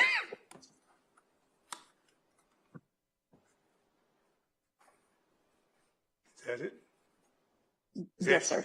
That's all? Thank you. Okay, thank you very much, Ruthie. I'd like to make one quick comment. One thing that she didn't mention, when you put in the first bank balances, we're about $93 million. And when we're talking about, say, a 4% yield on that, we're at over $3.5 million annual improvement. And we're making progress on it. And it's a long way from when I think we had $250,000 last year. Right. So it'll go right into the bucket. Excellent. Thank you. Thank you both very, very much.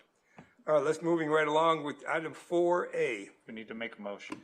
Oh, we need a motion? We actually don't need a motion, but as the Mayor Pro Tem, you may receive and file without objection unless I'll receive and file without objection. That's okay. Yeah, fine. All right, item 4A, scheduled fees fiscal year 2023-24. Do we have a staff report? Yes, Honorable Mayor, Mayor Pro Tem, and members of the council will provide a verbal update or verbal report on the schedule of fees.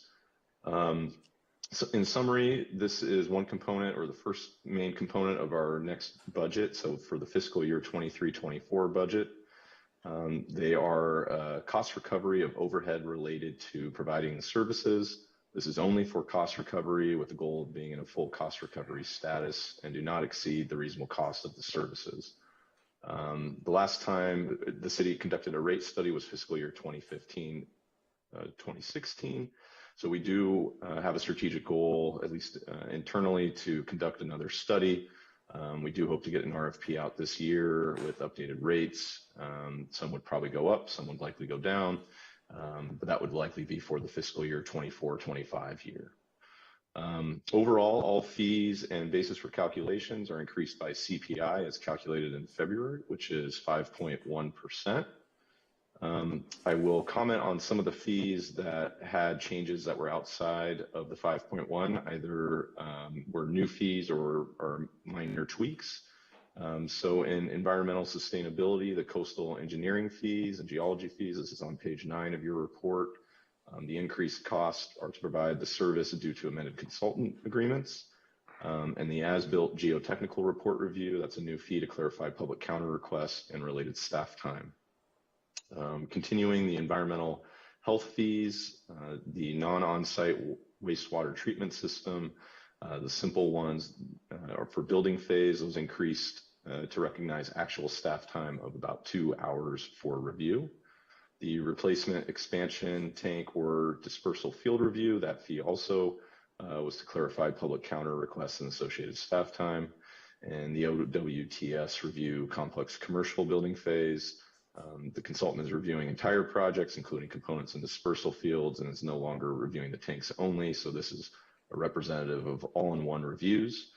Applicants are reimbursed any unspent review fees. And then on planning, starting at page 12, The administrative plan review for level 3, landscape and site improvements. That is a new fee that is more than APR landscaping only and less than APR minor, so it's in the middle. So to account for applications that involve landscaping and other minor site improvements, this type of application averages about 4 hours to process. Public notices, the mailing data, intend to enter into a service agreement in the current fiscal year for a vendor to provide mailing data of owners and occupants for notices instead of applicants. This should streamline the process, but will be charged on direct costs of time and materials. And then Community Services Department on page 20, administrative and staffing fees. The application fee for events with attendance of 150 to 500. That is a new fee. A TUP is required for this size event. Staff spends several hours verifying permitting requirements, insurance documents, etc. Same rationale for those that are 501 and above. And then the Ioki lot clearance, that is a new fee. The city clears the lot twice a year. Renters who want to use the lot for parking or an event should incur the cost, and the city will then coordinate the clearance. And moving on, sign removal, that is also a new fee. Signs from renters are occasionally left at city facilities, requiring staff to remove them following the rental. Most signs are at City Hall following a wedding parking lot rental. That's the typical sign removal. Sports field, half field, that's a new fee. Department has received multiple requests for the use of a half field, so we estimated the amount that goes into that. And then similarly, batting cage is also a new fee that was installed in 2022, and we've been receiving a lot of requests for use by individuals. So in conclusion, those are the fees that are different than the inflation amount, and pursuant to Government Code Section 66017A, the council adopted fees will take effect 60 days from the date of adoption of the resolution, which is essentially setting us up for July 1 and the start of the next fiscal year 23-24. And that concludes the staff report. Oh, one more, I apologize. One more thing. There was a question from ANF of where are parking fines? Where are those? That is actually separate. So fines are a different category that the council can review, and the parking fines specifically were done with resolution 22-11, and that was last updated April 2022. Hey, Joe, thank you very much. Do you have any speakers, Kelsey? We don't have any speaker slips. Do we have any raised hands in Zoom? We have 2 raised hands. The first one we hear from Ryan. Ryan, you're on. Yes, thank you. I wanted to say about the schedule of fees, in particular, the cost for a local resident to appeal a decision of one commission to the city council. The council has, in the past, actually refunded fees to various groups and organizations, for instance, when there has been a good cause. Well, the good cause might be you won your appeal because maybe the planning commission made an incorrect finding or didn't make a correct decision. And that is as determined by you, the city council. So the city's policy has been to try to recover the costs for various services. However, we know in Malibu that development and the planning that needs to go to keep development in check is residents' #1 concern, really, because it impacts traffic, property values, views, everything. So the state law is that you cannot charge a fee that is greater than the cost of the services to issue a permit. It doesn't say that you must approximate it or recover as much of it as you can. And we need to understand that this is the first fiscal year that the city has not only a robust property tax collection, but we have an increased sales tax collection, which is unaccounted for. It just goes into the general fund and you get to spend it however you want. And it said so in the ballot measure. And this is also the first year of summer where we have the transient occupancy tax at the high percentage that will have it for the whole year. So these increased revenues, which were not mentioned, could very well go to help control the costs that were being discussed or should be discussed here. For instance, is what is the cost to appeal a decision or to have a hearing in case a director decision is not agreed with. Maybe there's no fee for that. But some of these crazy decisions that I've seen of late occurring at our planning commission are ripe for city council intervention, but it puts a huge financial burden on any appellant. And that is a decision that the council needs to take seriously as to whether you want only well-heeled people to have their rights heard and the others will just have to put up with it. So I'll tell you, the fire lane, fire hydrant, and disconnected trailer, those three averaged increase of 100% last year, and same with the parking on sidewalk, obstructing a street or bike lane. Those went up over 100%, actually 2.3 times the value. So we do have the revenue. Thank you. Thank you, Mark. Thank you, Ryan. There's somebody else? Next, we'll hear from Joe Drummond. Joe, you're on. Hi, yes, and Colin might speak from my computer after me if I don't finish. So I know you got an email from me, I think yesterday, about given the role of inflation and all the planning delays this past year, we hope the city considers lowering, not increasing many of the fees for small residential projects that are currently prohibitive. Right now, one of the plans is to raise the view determination fee that used to be $279 to almost $400 and $400 to enforce it, and almost $1,700 to if it's an uncooperative neighbor. And I'm asking if you can reduce these fees to their original amounts. Views are our rights and they should be protected, and the view owners should not be punished by paying all these high fees and the foliage owners pay nothing. We personally applied with our neighbors for a view preservation permit at the cost of $1,500 that we successfully petitioned to reduce from $2,500, yet it still has not been issued because of all the delays caused by the foliage owner. The view owner should only pay half of this, and the foliage owner should pay a fine of a minimum of $750 if they haven't complied with the ordinance within 60 days, which triggers the higher fee.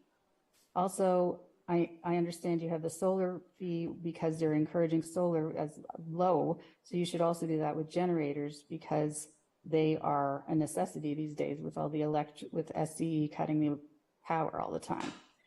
And also every new structure in Big Rock and other geohazardous areas, including fences, decks, sheds, and other minor additions under 10% of square footage now requires a variance for the factor of safety in landslide areas, even though 30 years it never happened before. We have been trying to get the planning department to issue them only for 10% or greater and not for projects that should be permit exempt, such as structures under 200 square feet. So please do not apply variances for small projects in Big Rock. And the current variance fee is almost $3,600 alone. And plus the geology fees required on top of this are way too exorbitant. Small projects should be capped at no more than $500 for a geology review. The cost of engineers and geologists end up being more than the entire project, which is not right. Fees for large projects as compared to small ones cannot be the same, which they are right now. You can create a sliding scale as there are for other fees with regards to total square footage. That would be the most fair and efficient thing to do. What else? And I mean, so far in our project, we're over $6,000 in fees for a small deck and a minor remodel to a bathroom. So I don't know. It's just way too prohibitive, and we would have never, if we were told what these fees are, we would have never done it, but we were told them along the way, kept saying there were no fees, and then more fees piled up. It was just crazy. So if you could let Colin go after me and he can finish part of my email today. Thanks. Thank you, Joe. Colin? Hi, thank you. Also, please keep the hourly rate for code enforcement to $175 per hour and not increase it to $200 per hour. As regular residents don't know that all these permits are necessary for small projects and should not be further punished when they're going ahead with all the tedious applications and further fees.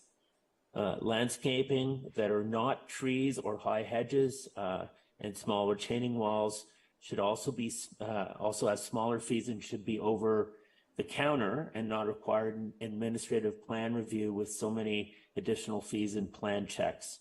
Small projects that require an administrative fee and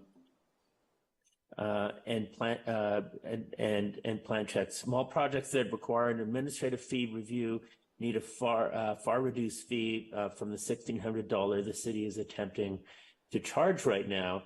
Again, a sliding scale is needed here. And the renew for our septic fee, which is mandatory for all residents, keeps going up. And we also have to pay the same fee for the septic company who actually does all the work for the operation permit. It should be cut at least half from $560 to $280, or even better, $250, as the city has to just stamp it, and that's it. Note the public works fees that are drastically lower, and that department is extremely efficient. Planning must do the same. The city has a ton of money in its coffers and needs to stop punishing its regular residents trying to complete very small projects and service properly. Large projects go through much faster, not completing steps and fees for almost the same cost or less, which is not right. For example, Karen Farrar's new two-story rebuild project and Oates at 6244 Bush Drive was issued an occupancy permit in 9 months when they failed to go through a CDP for being in ESHA. And she never paid any code violation fees when enforcement was set out. How is this okay for her to pollute the creek, etc., yet tiny projects with no environmental impacts for long-term residents take years with tons of fees? Ask for fee justification. Ask for fee justification study for all fees, not 5% increase for COL. Thank you. COI. Thanks. Thank you, Colin. Any other speakers, Kelsey? No other speakers. Okay, thank you very much. And Joe Tony, if you're still around, I thought in your presentation you said there's going to be an RFP sent out to go back and look at all these fees sometime in the very near future. Is that correct? Yes, Mayor Pro Tem, that is our goal, is to get an RFP out on the street and get something set up. It's a process where they would have to start reviewing all staff time related to every fee, so it does take a number of months to conduct. Colin and Joe, what you may want to think about doing is going through this staff report and maybe just highlighting the areas where you think either the fee, if it's a small project and the fee is too high, so we can get it to that group when they do their work. And there may be some things we can do. I mean, I think your comments are correct. For some of these small projects, it should be fairly simple and not real expensive to get them done. But I think we got to get that on the plate so people can understand what we're supposed to be looking at.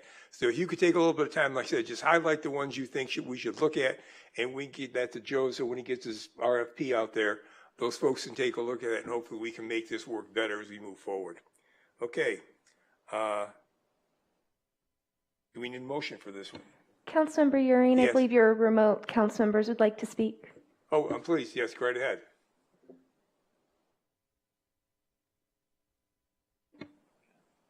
Can I speak? We can hear you, Bruce. Okay, thank you. Steve, I think we have to close public comment formally first, or no? Public comment's closed. Okay. I have a couple questions. I'm not sure who's the right one to answer these. Are fees to permit use of city property subject to the rule that we have to only recover our cost, or is that like any private industry? They could charge what the market will bear to use their property. Mayor Silverstein, if I understood the question correctly, can we charge up to the amount that it costs to provide the service or rental of a city property? And that is correct, only up to the reasonable cost to provide that. That's a legal limit. We're not when somebody wants to rent a ball field, I'm not talking about Little League, but if some private individual wanted to rent a ball field, we are only allowed to charge what it costs us to maintain the ball field? That is correct. Okay, I'd like to understand what the legal basis for that is. Maybe it's very simple. Is there a formula in the law for how we determine how we're recovering our fees, our costs rather? Not that I'm aware of, and for fear of speaking out of turn. If Trevor, feel free to jump in if you know offhand. But there is no formula, as far as I'm aware. As long as you have a reasonable cost basis for calculating that determines what your overhead costs are and the amount of time it takes to provide a specific service. We generally provide a fee study to support these, the fees that we put forward. So there is a basis that's established for the costs that are allocated to the city for these, and then they're adjusted for inflation in between when the fee studies are done. Does the study include the pro rata share of the salary and benefits of an employee based on the number of hours they're required to process a permit? Correct. So that would be the base foundation for it. So if you would take about what it would cost per hour for the specific type of employees on average in that area of service or area of focus, and then multiplied by the typical hours it takes to do that service. Okay. And what about things like the city, like utilities? The city's actual overhead for the building in which people are employed, staff members that work for staff members, things like that. Are they part of the calculation of what it costs to process an application? It would typically depend on which fees we were looking at, but it's predominantly more based on the overhead of per capita or personnel related to the service. Right, and if we were to approve the purchase of a $500,000 software package to improve the process, would the cost of that package be part of the cost of processing an application? Not necessarily. I mean, that would be typically a capital venture, and we would depreciate that asset. But okay. What might happen is the amount of time that would go into providing that service down the road would decrease, and then the amount of effort into providing that service would, obviously, the fee would then decrease likewise. Okay, that makes sense. I understand that. Yeah. So, do we charge the same fee for a permit to do X, Y, Z? Is the fee the same if that permit is going to be a complicated one to assess versus a simple one to assess, even though it's to do the same objective thing? No, if you go through the report, and I don't know if Yolanda or Richard wanted to comment on any of theirs, but if you go through the report, you'll see a delineation of some of the fees where some are more complicated than others, or some take more staff time depending on what level that permit is reviewed at. So for example, I guess if somebody wants to put a fence around their property, we charge the same thing for determining whether to grant them the permit if their property has ESHA and other challenges that we charge for a permit for someone who's got a pretty simple piece of property that they want to put a fence around? Well, actually, and I'm just scrolling through the report. Maybe one example would be the planning department fees, I think it's page 12. Biology, you'd see a delineation of a review with ESHA and a review without ESHA. Okay. At a different level. And is that consistent throughout, or is that just one example? Yes, it should be. Okay, great. Okay, that answers my questions. Thank you. I appreciate it. Okay, thank you, Bruce. Anybody else? Good. Can we get a motion? Can you hear me? Yeah, Mary Ann? Hi. I had a couple questions. With regards to the mailing labels, there was talk that we're switching over, that the city's going to be doing that service. Do we have any idea of what the cost recovery ballpark might be on that? I know different providers provide different fees to the private sector. So I'm just kind of wondering, what can property owners expect with regards to that type of cost? Yeah, good question, Councilmember Riggins. And I don't know, Richard, if you wanted to comment, but obviously it's going to be a direct cost of time and materials. I don't currently have an estimate of what that would be. Richard, I don't know if you have any insight into that.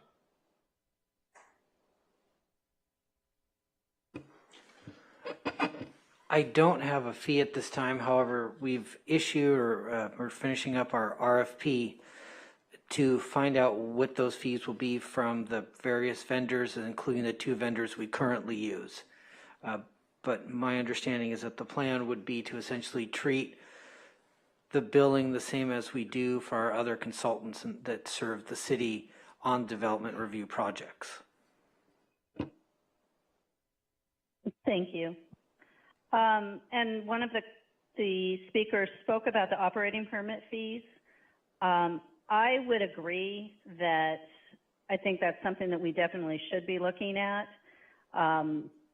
especially when it comes to a renewal, what the cost for a renewal of an operating permit is, providing that your system passes and there aren't any issues and you haven't had any violations or any enforcement issues, if you're not over pumping it, that we look at possibly a lower fee for the renewals versus a brand new operating permit.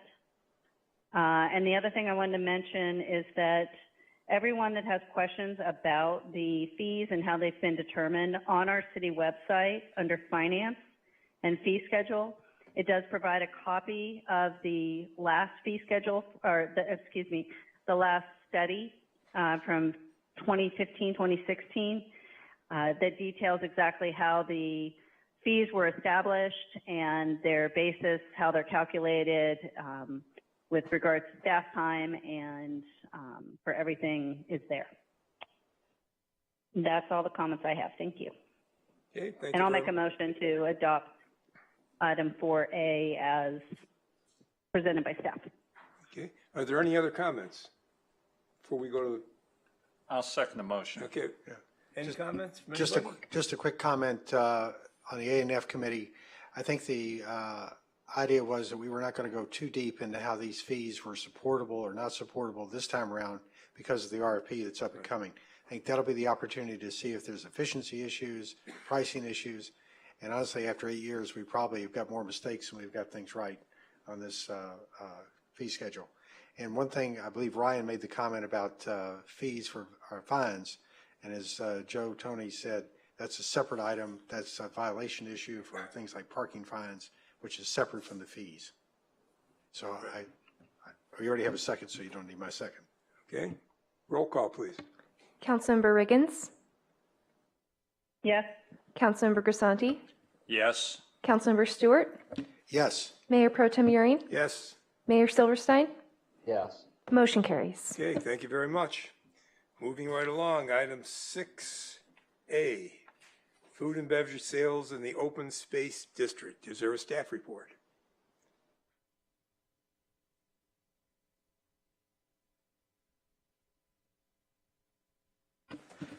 Good evening, Mayor and members of the council. What I have before you this evening is, as requested at a previous council meeting, there is a draft interpretation for the council to consider regarding the sale of food and beverages in the open space district. So this would impact the snack shack discussion. That was the cause of this.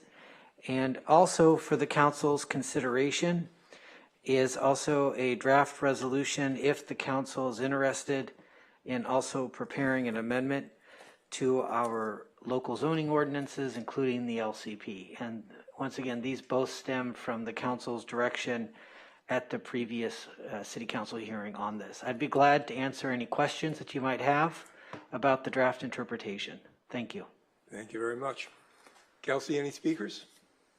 We don't have any speaker slips. If anyone on Zoom would like to speak on this item, please raise your hand.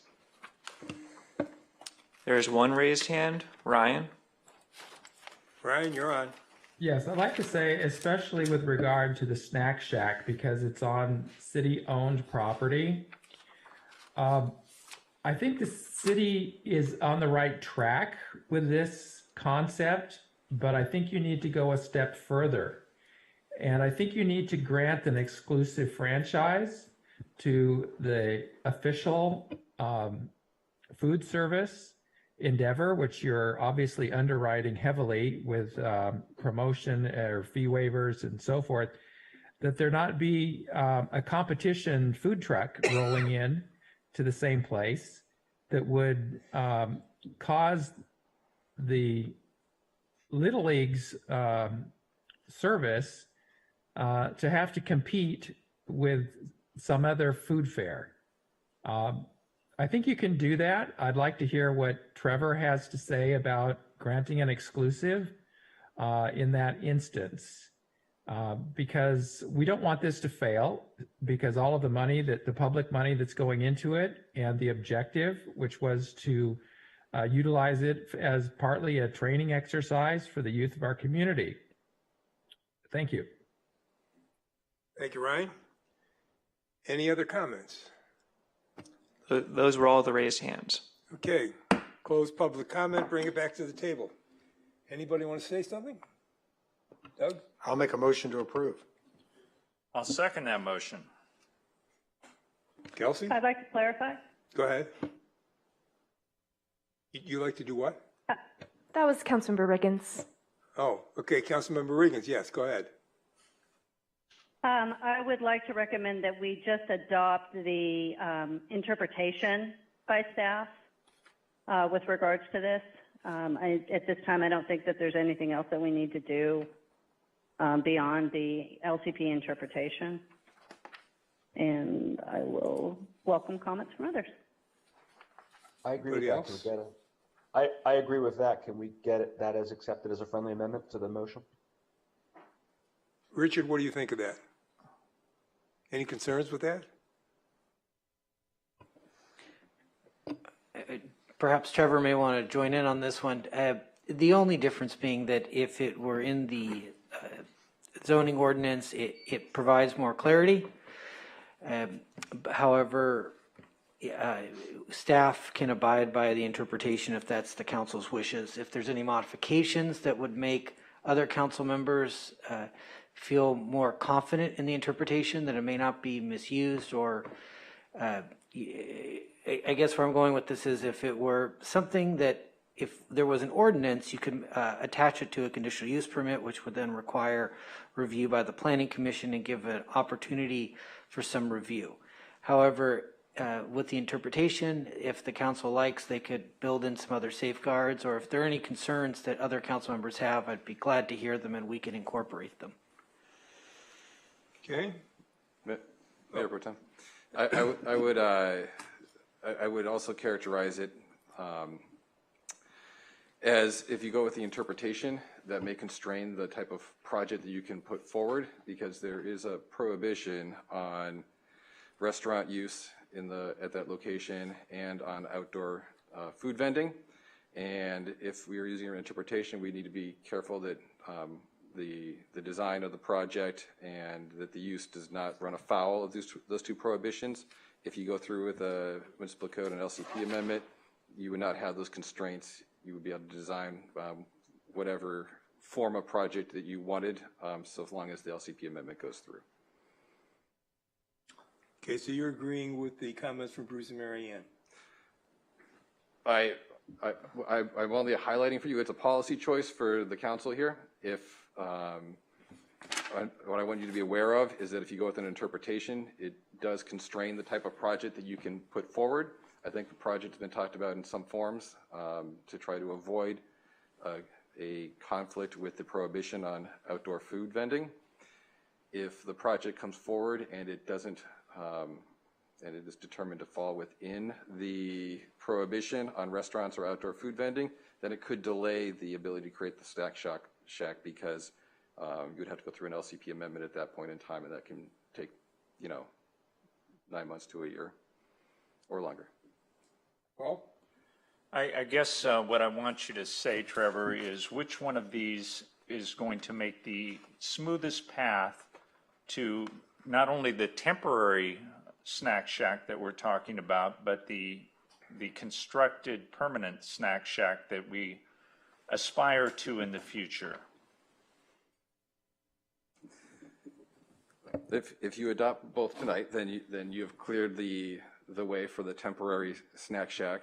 I don't think both options would include an interpretation that would allow that use to continue, correct, Richard? And then the other issue then becomes what form you want the permanent snack shack to take. And in that case, you are weighing whether you fit the snack shack that you want within the interpretation, or if you wanted to be something that does outdoor food vending, then you would need to go through with an LCP amendment, because that type of use is prohibited under the current code. So to elaborate, one option if you went with an interpretation, you could put forward a project that perhaps did not have an outdoor window for food vending, but would sell food only inside. It would only be in operation at the times that a baseball game is going on, that is operated by, in concert with the youth. Different things to differentiate it from what a restaurant would be, and that would not, arguably not constitute outdoor food vending. If you want it to be something that's in operation at all times, it's run more as a commercial establishment, then I would recommend going forward with the LCP amendment.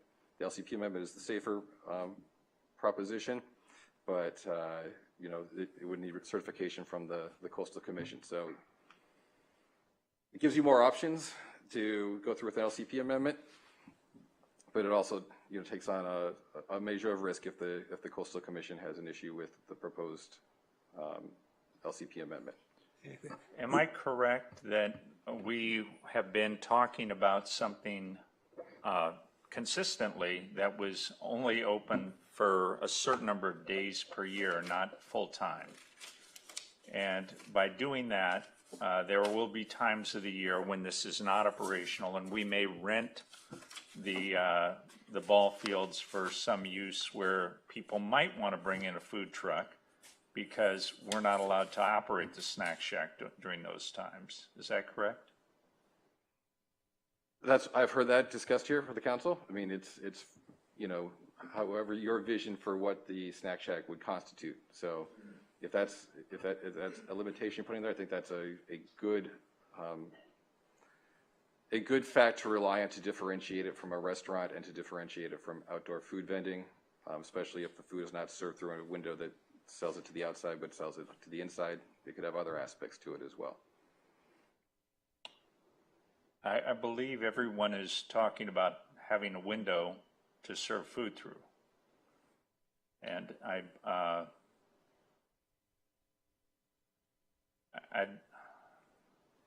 think while there may be a couple of people eating food inside when they're working in there, but I don't think we're planning on indoor seating.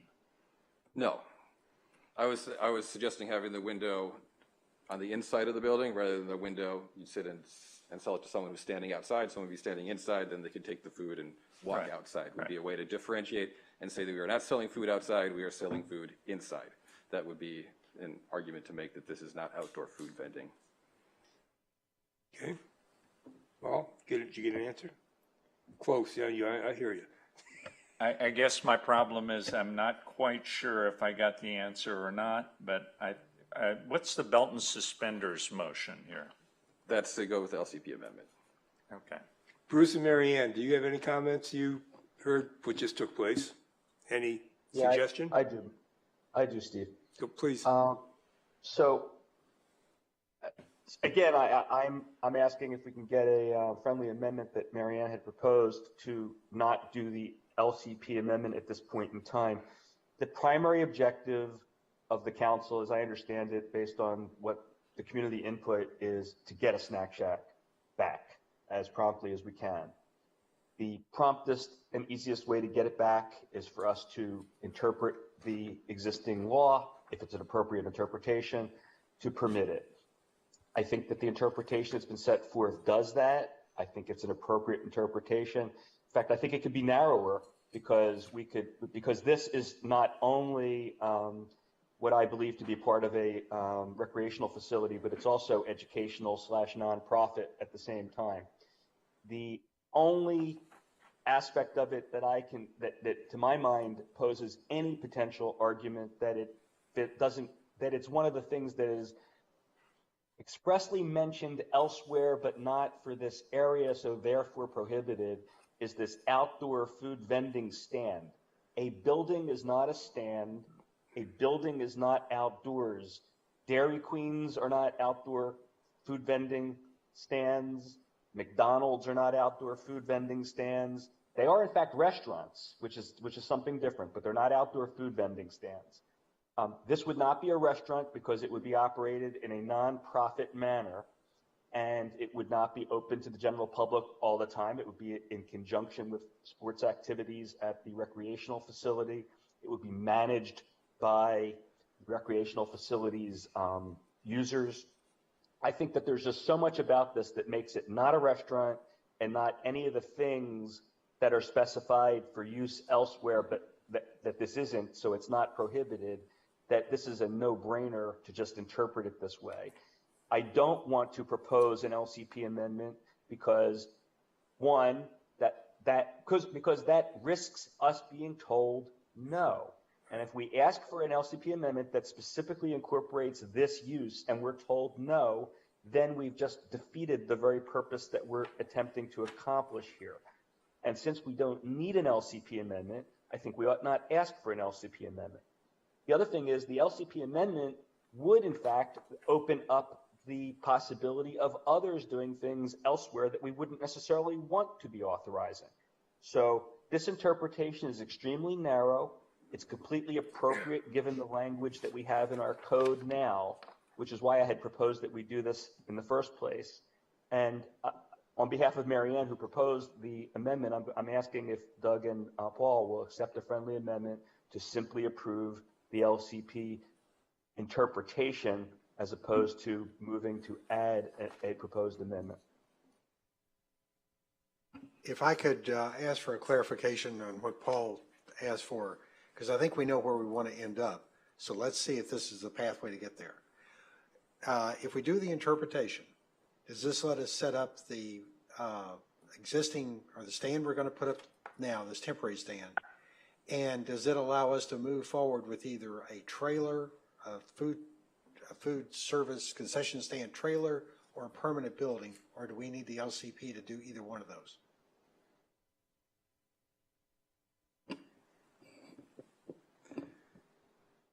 If you don't go with the LCP amendment, I think it would be more difficult to argue that the trailer would not constitute outdoor food vending. If you have a building and you have a building, especially if it's serving food through the interior rather than the exterior, then that would put you in the best position to argue that it does not constitute outdoor food vending. Okay, so what you're saying is, if we take the interpretation, we're bypassing the food trailer concession stand, the portable one, in favor of having to go from the temporary site straight to the permanent building in our plans, which is what I think we want to end up. Yeah. So we already bypassed the trailer because we were told it was impracticable. Yeah. I understand. I just want to make sure that if we found we wanted that option, have we precluded it? And Bruce, I agree with you. I think we've already passed the idea of having wheels on the food stand. Right. Okay. All right. I'm willing to accept that as a friendly amendment to do the interpretation only. Oh.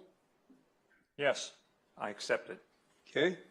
Any more comments? One more comment, which is that to the extent that we should determine going forward, or the staff should determine going forward, that simply having a window is problematic in terms of the interpretation, I would think you could have an entrance door that someone could go in and order from a counter, or have the option of ordering from a window, and that would make it absolutely not an outdoor food vending stand.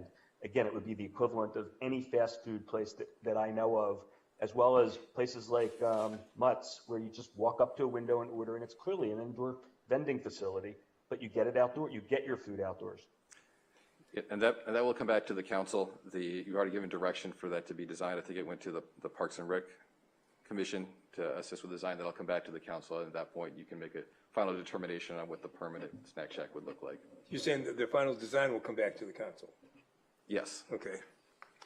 Marianne, any further comments?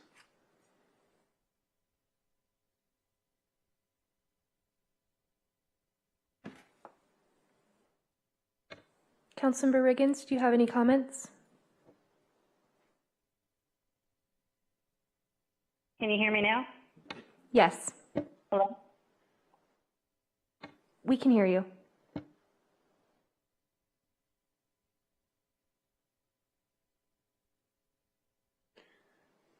I just want to provide everybody the chance to speak, so.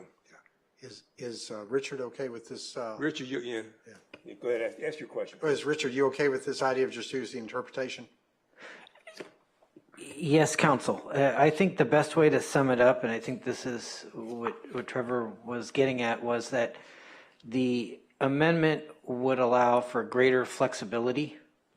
If for some reason the user group comes to the city and asks and requests that they're able to do something that we're discussing tonight here isn't covered by the interpretation. But if this interpretation fits as brought up by Trevor, we did our best to craft it so that it was consistent with the statements, or the statements, I guess you could say broadly, that are in our uses table, so that there would not be a conflict. But once again, it's a matter of, does this provide the user group with what they need, and it seems like from what I'm hearing tonight, it does. It does. That's my interpretation. It seems we're on the right track. Right. Any other comments, please?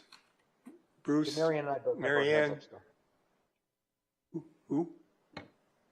Mayor Silverstein and Councilmember Riggins both have their hand raised, if you'd like to call on them. Yes, please. Bruce? Or Marianne? Yeah, Marianne?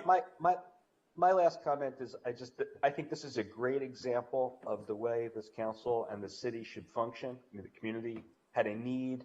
It was brought to our attention. I wish I had been focused on it earlier, but it was brought to our attention very loudly and very clearly, and we acted on it promptly. And I think this is a great result, assuming we approve this. And Paul and I have been working on a similar solution for the Film Society and perhaps other community events that we hope to be bringing before the council very soon after this meeting, and we're hoping that will also receive support like this is. Thank you, Bruce. Marianne?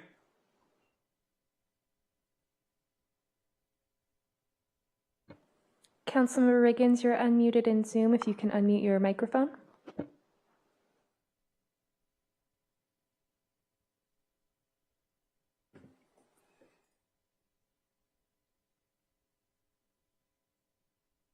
Councilmember Riggins, you are unmuted in Zoom, but we can't hear you.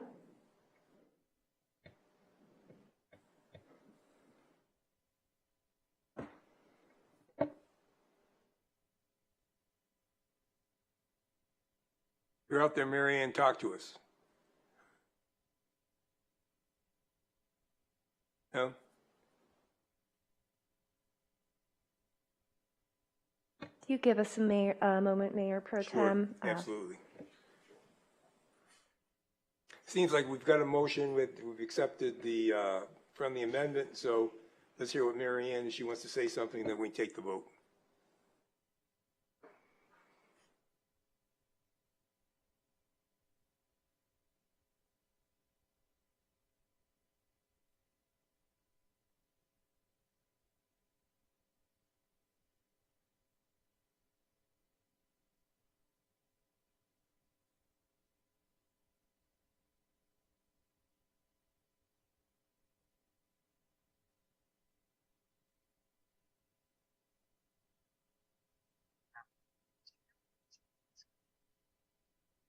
Okay, can you guys hear me now? Perfect. Yes, we can. Thank you. All right, thank you. So I just wanted to say that the outdoor window food vending stand, I'm not understanding why we're interpreting that a window on a building is the same as a vending stand. It seems like those would be completely different things. The vending stand, when I think of that, has those fruit vendors that are on the side of the road, or some other thing, not a permanent building that happens to have a window that food goes out of. So I just want to be clear that I think it's important that we have that distinction when adopting this interpretation. Thank you. Yeah, I think what Trevor mentioned, we'll get when it gets designed, it'll come back. We'll get a chance to take a good look at it and make sure we've got it under control. So, any other comments? We're done. Okay, Mayor Silverstein, did you have a comment? Yeah, I agree with what Marianne just said. I think it's important for us to state that we do not believe that a window would cause this to be an outdoor food vending stand. But I also think as a matter of belt and suspenders, when it goes forward, we ought to probably have a door that goes inside as well. Thank you very much. Okay, we've got a motion, friendly amendments, first and a second. So Kelsey, could you give me a roll call? Councilmember Stewart? Yes. Councilmember Grisanti? Yes. Councilmember Riggins? Yes. Mayor Pro Tem Urine? Yes. Mayor Silverstein? Yes. Motion carries. All right, very good. I think we keep moving. 8:30 is early yet, huh?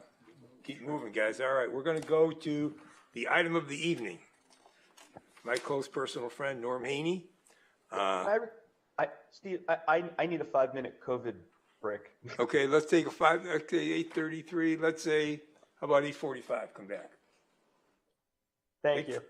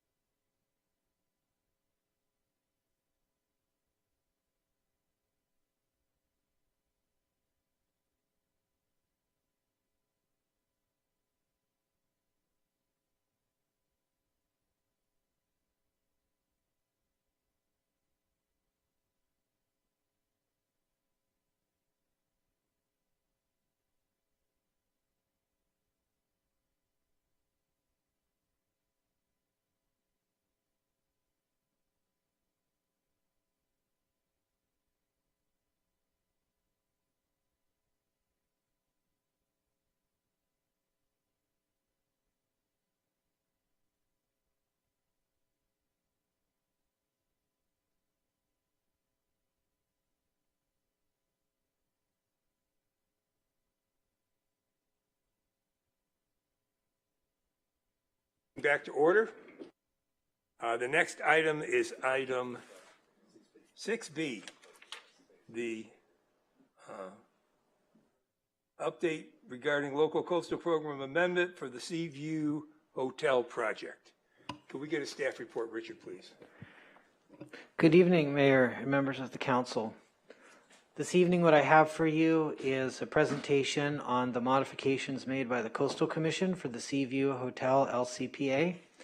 And staff is seeking direction from the council on how the council wishes us to proceed and come back to you if requested. Richard, if you could pause for a moment. We're still having one council member reconnect to audio, and I want to make sure they hear the full presentation.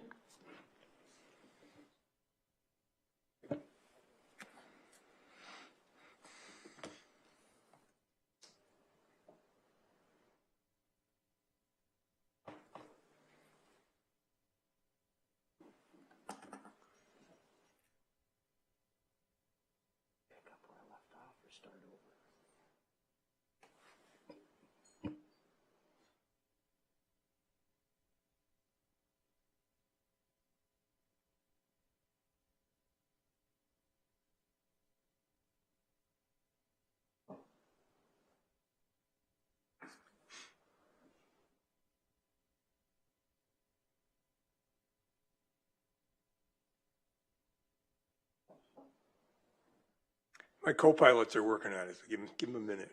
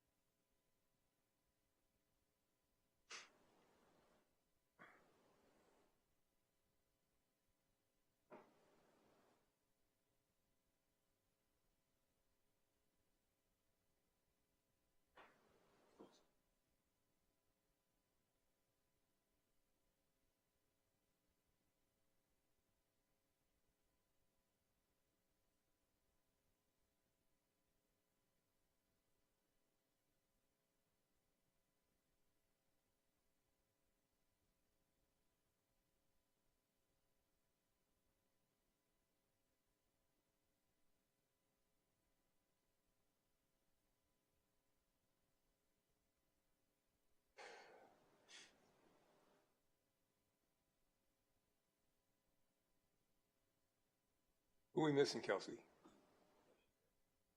Councilmember Reagan's just reconnected to audio if you'd like to proceed with the presentation. Okay, so we're ready to go? All 5 council members are present or connected. That's why I have co-pilots. They can make that stuff work. Okay, Richard, I'm sorry. Can we go back to your presentation? Good evening again, council. What I have for you this evening is an overview of the modifications that were made by the Coastal Commission for the Seaview Hotel project, the local coastal program amendment that was adopted by the City Council and then submitted to the Coastal Commission.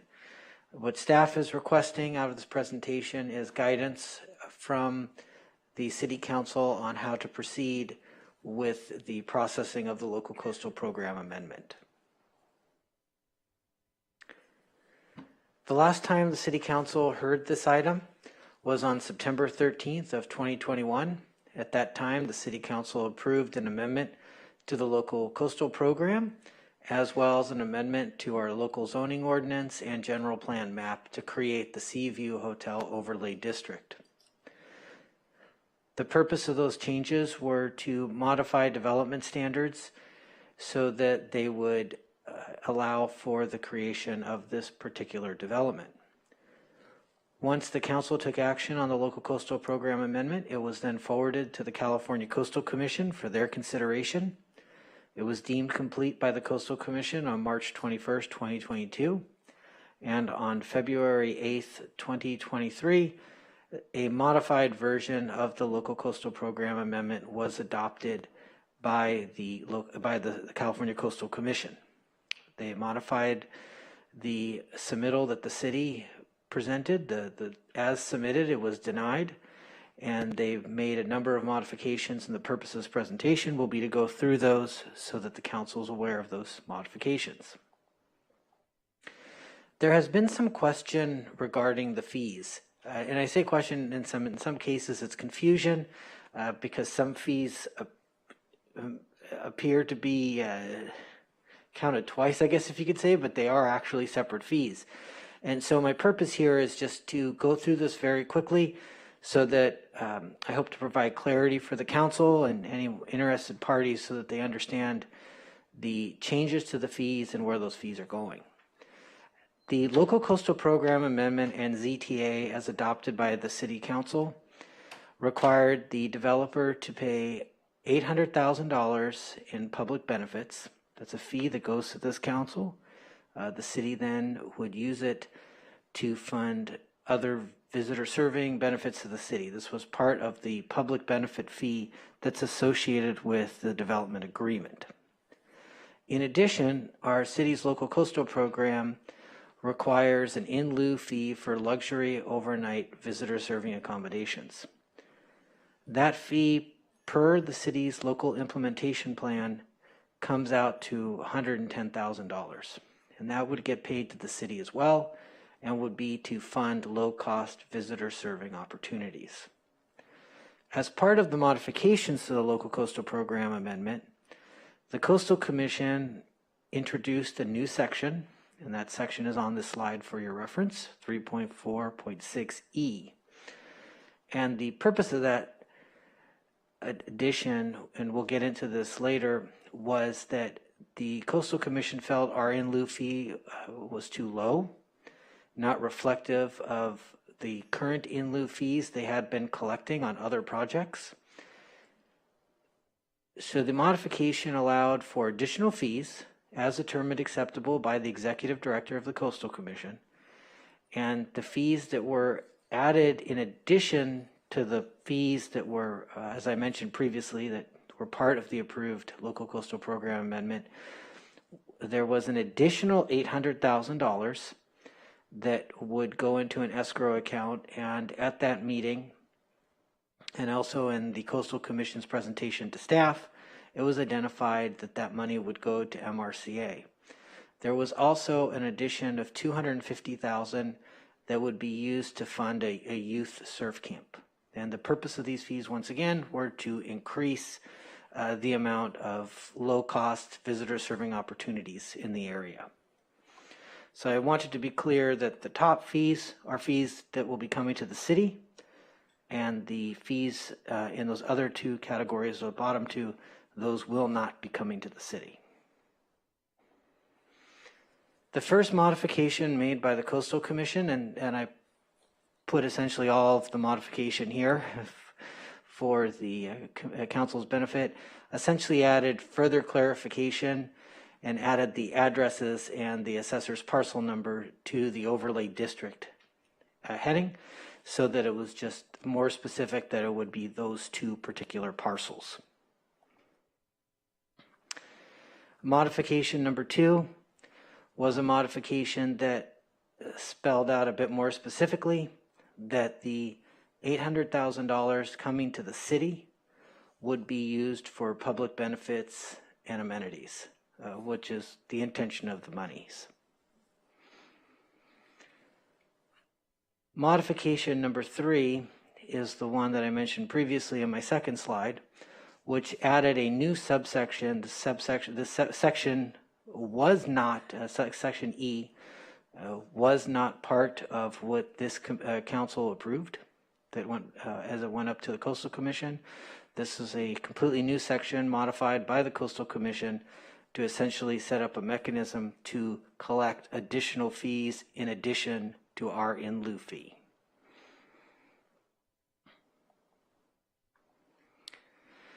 The suggested modification number 4 was to provide some additional clarification on the development standards part of the overlay district.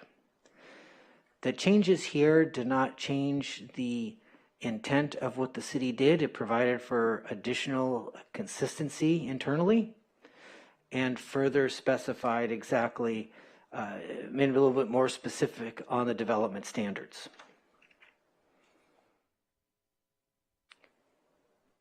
Modification number 5 added additional language to the permitted uses section of the overlay district.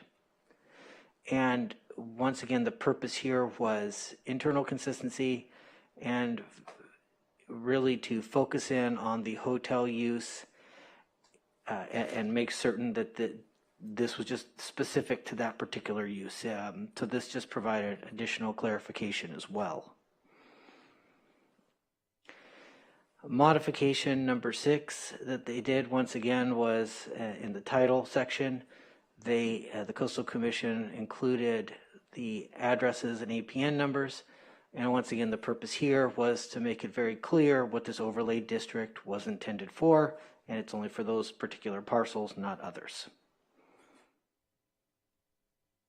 And modification number 7 was to depict the overlay map to demonstrate the 2 parcels and also include the APN numbers. Once again, this is just to make it a bit more clear, and it doesn't change the intent. It's just further clarification. Those were the changes that were made by the California Coastal Commission on the 8th of February. The city has 6 months from that date to act on this. If the council should choose to direct staff to come back with an updated ordinance and resolution accepting these changes, staff will process the public notice, set the hearing date, and the important part would be that we need to get that action to the Coastal Commission ahead of August 8th of this year. The only time constraint for the staff is primarily the 21-day public notice. We would need to notice a new hearing. Should the council not wish to accept the modifications that were made by the California Coastal Commission, the council has 2 choices. One being to take no action and let the date of August 8th pass, or the other action the council could direct staff to take would be to process a resolution and formally submit that to the Coastal Commission, withdrawing the local coastal program amendment. I'm available for any questions, should you have any on this topic. Thank you. Richard, thank you very much. We have some public speakers. How much time does Norm have? See, is there a...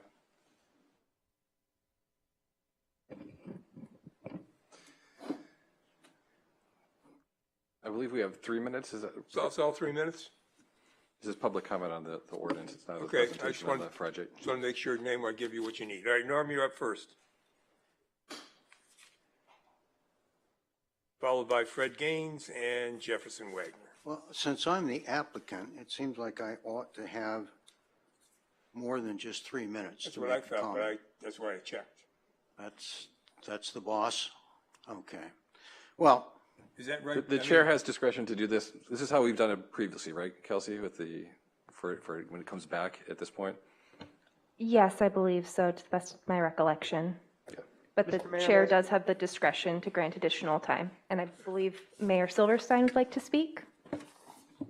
Yeah, Mayor Pro Tem, I want to suggest that I think the confusion is because this is not a public hearing on the project. This is a item to discuss giving guidance to staff on what to do about whether to have a public hearing and what the public hearing should be about. So that's why I think this is a 3-minute as opposed to a 15-minute application or what have you.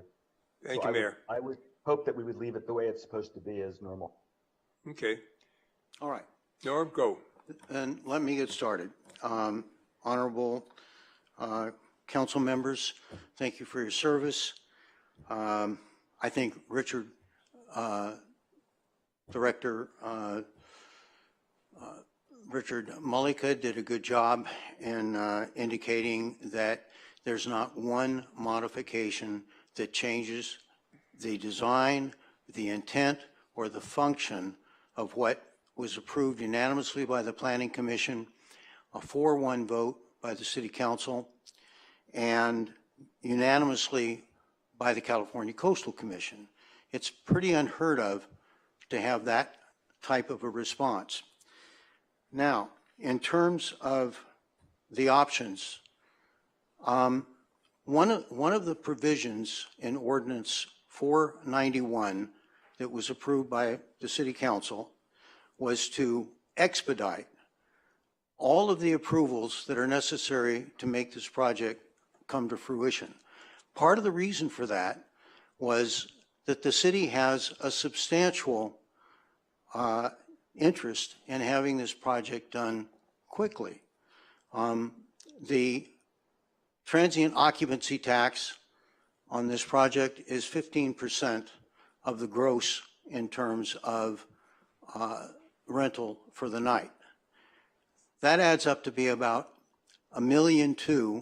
It's an estimate, but luxury hotels are doing very well now per year. So that's $100,000 a month. So each month that this project is delayed is a month that the city loses $100,000. And put that together with the ordinance that said we want to push this through, you know, all of the approvals should be expedited. And this is one of them. Now, we have 21 days that you have to notice. If the city can do that within the next 4 days, or even next Monday, it's 21 days before the second meeting in May. And putting together the ordinance will take 2 or 3 hours. So that can be before you for the first reading in May if this City Council decides to move forward with the hotel project.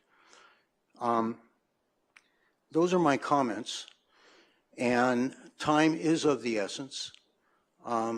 This came before you 2.5 months after the city. I'd sure like to move it forward. Thank you very much for your time and your energy, your efforts. Thank you. Thank you, Norm. Fred, you're up next.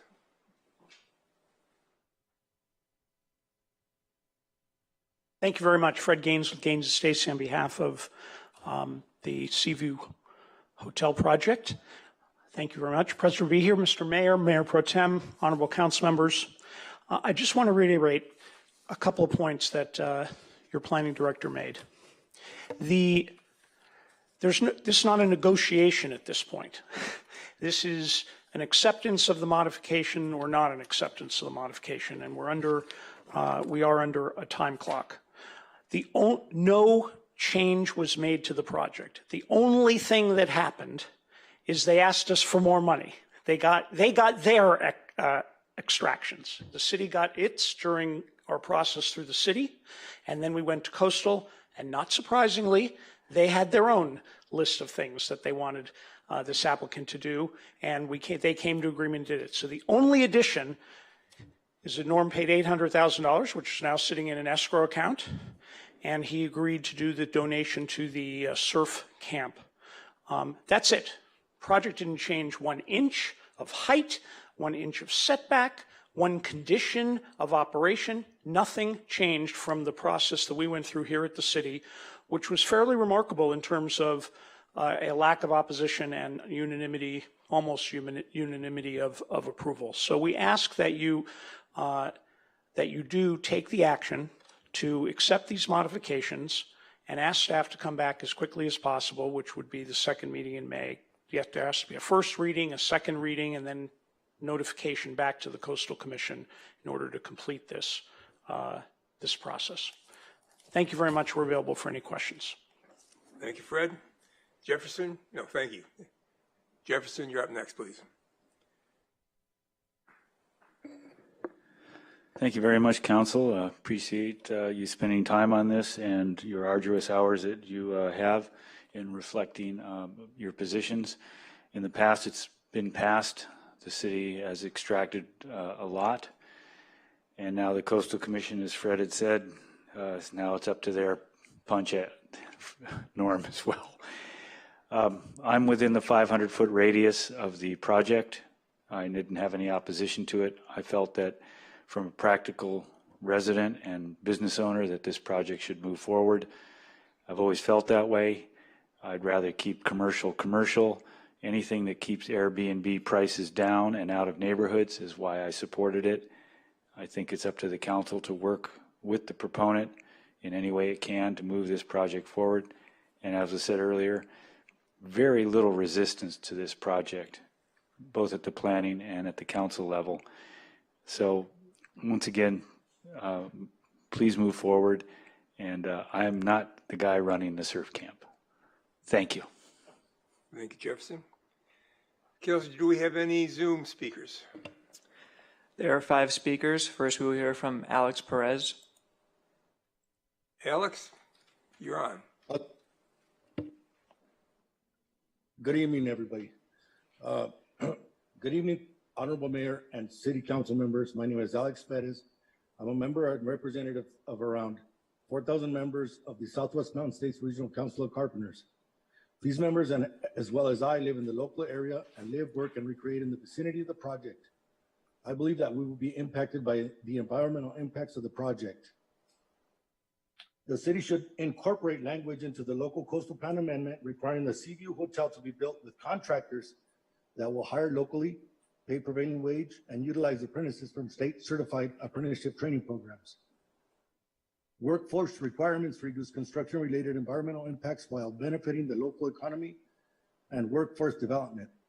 In a recent 2020 report titled Putting California on the High Road, a Jobs and Climate Action Plan for 2030, the California Workforce Development Board concluded that investments in growing, diversifying, and upskilling California's workforce can positively affect returns on climate mitigation efforts.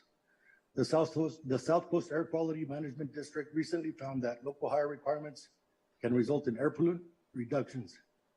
Recently, the state of California reiterated its commitment towards encouraging workforce development and housing affordability through the Affordable Housing and High Roads Jobs Act of 2022, otherwise known as Assembly Bill 2011, which require projects pay workers a prevailing wage.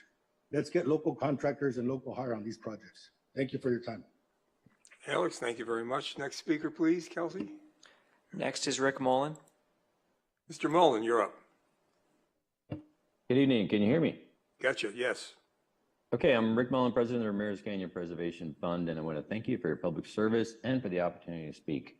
You know, I'm not really opposed to the hotel. In fact, when I was a council member, I supported it. And I believe I was actually against them making him pay the city money to make it happen, if memory serves me right. But I didn't have a problem with the hotel. I think I have a problem with is the whole sort of quid pro quo payment of the MRCA. You know, it seems like the MRCA and the Coastal Commission pretty much categorically always support each other. So, you know, if you're not giving something to the MRCA and you're going in front of the Coastal Commission and they want you to, you got a problem. It seems a bit like it needs some scrutiny. And it reminds me of the Edge property, actually. And maybe I heard this wrong, but if there's a required to have a certain percentage of the rooms low-cost accommodations, then how is it that the developer can essentially pay to remove that obligation and then essentially move these people away from a nice hotel on the beach to, or near the beach, to some yurts up in the hills right next to Coyote Gulch? You know, the MRC is always touting its support of the historically disadvantaged and the historically excluded communities, but in this instance, it seems like they took a fee to take those people potentially at a low-cost accommodation at a nice hotel near the beach and put them up in the hills. So that just doesn't seem right. And I'm wondering why the city would support this scheme of giving more money and resources to the agency that creates so many problems in Malibu. For example, all the public safety problems in Escondido Falls, Winding Way, and on PCH. It's the fire department and the sheriff's department that pick up all the traumatic injuries that happen, and the Conservancy and the MRCA really do absolutely nothing about it. They do a poor job of looking out for public safety, parking safety, and impact on nearby residential neighborhoods for people who come to the Escondido Trail. And that's a short, level trail. And I think it's got a long way to go to demonstrate that before it can manage, you know, one campground, let alone a series of campgrounds throughout Malibu and in the hills connected by very steep trails, which it's planning to do. So I oppose this, not because of the hotel itself, which I formerly supported as a council member, but because of the shakedown fee by the Coastal Commission to make the developer give money to the MRCRA, that I think generally uses it in an irresponsible fashion from a public safety perspective. Thank you very much. Rick, thank you very much. Kelsey, who's next? Next is Pedro Toscano. Pedro, you're on. Hello, good evening. Can you hear me? Yes, we can. Hello, council members and honorable mayor. How are you doing this evening? My name is Pedro Toscano. I'm a member of the Southwest Mountain States Regional Council of Carpenters. I just would like to say that I live in the area and I recreate in the vicinity of this future project. And I also believe that I will be impacted by the environmental impacts of this project. Like my associate Alex Perez had mentioned earlier, we represent carpenters that live and also apprenticeships that are established within a 30-mile radius of the vicinity of this project. We have one in Camarillo, we have one in Sylmar, and we have one in Carson. I don't know what the plans of the applicant are going to be as far as bringing in the workforce from out of the local area, but I am advocating for people that live within this area that take the time to come to these meetings and speak publicly because we care, because we want to build these projects in this area. There shouldn't be a reason why out of the area contractors should come and bring their workforce from, Bakersfield, the Inland Empire, where they take that money and they take it back and spend it. They make that money in your city in Malibu, and then they take it back and spend it in those communities that are not part of this community. So therefore, the money does not recycle itself into the economy of Malibu, where we need to strengthen our first responders, our police force, our educators, and, so that we could continue building projects here and encourage the youth, men and young women, to come into a trade and build these projects around this area. That's all I have for you today. And thank you for your time. Pedro, thank you very, very much. Kelsey, who's next? Next is Ryan. Ryan, you're on. Yes, I'd like to commend the city staff and the city council for reviewing this project for what it is, and for the applicant for submitting it as it is. It is a hotel. It is not a motel. And I think everybody in the international community knows the difference. And I want that to be made very clear to the public here and the council of what's really going on when you get into the aspects of approving other hotels that would compete with this project. So that's number one. Second, I testified at the hearing in 2021 that it would be environmentally superior for the applicant or the city to condition the project to have 50% of the rooms not have a huge soaking tub. That for water reduction and efficiency, the city should implement a restriction that prohibit soaking tubs in half of the rooms. So if somebody with children or a newlywed couple wants a big soaking tub, they can book one of the rooms that has that feature. And that would be an enduring commitment. And, the public really they're ripping tubs out of residential now and building big shower rooms because it's a much more efficient and time effective way of the ritual of bathing. And so this would actually probably be a benefit. But I think it needs to reduce water consumption because we're never going to get out of our drought conditions. And if you can factor that in, or if the applicant would agree to it, that would be a benefit. The other is that we don't know if and when the construction would actually occur. Approvals is one thing, and then marketing, getting an operator for the hotel and everything else, the financing, all that comes later. So if this project is not commenced construction by 2024 or 2025, that the plumbing restriction that I mentioned be incorporated. And the last thing is that the city's LIP section 3.4.6 item D was not modified by Coastal Commission, and that is essentially that the $800,000 donation to the city can be spent for public benefit or amenity. Well, the problem is that the density of 0.52 instead of 0.15 has traffic impacts. And the city should allocate that 800 funding in the resolution that you consider this evening to be spent on off-site general traffic mitigation. Thank you. Thank you, Ryan. Thank you, Ryan. You got one more, right? Next is Ellen Wolf, followed by Joe Drummond. Okay, we've got two more. Ms. Wolf. Thank you very much.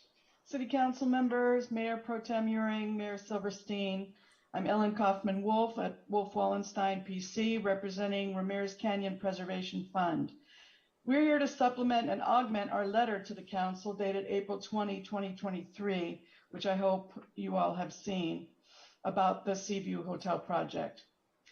It is absolutely inappropriate that this project would be accepted based on the Haney developer paying an $800,000 quid pro quo as a donation to the Mountains Recreation Conservation Authority for camping in Ramirez Canyon.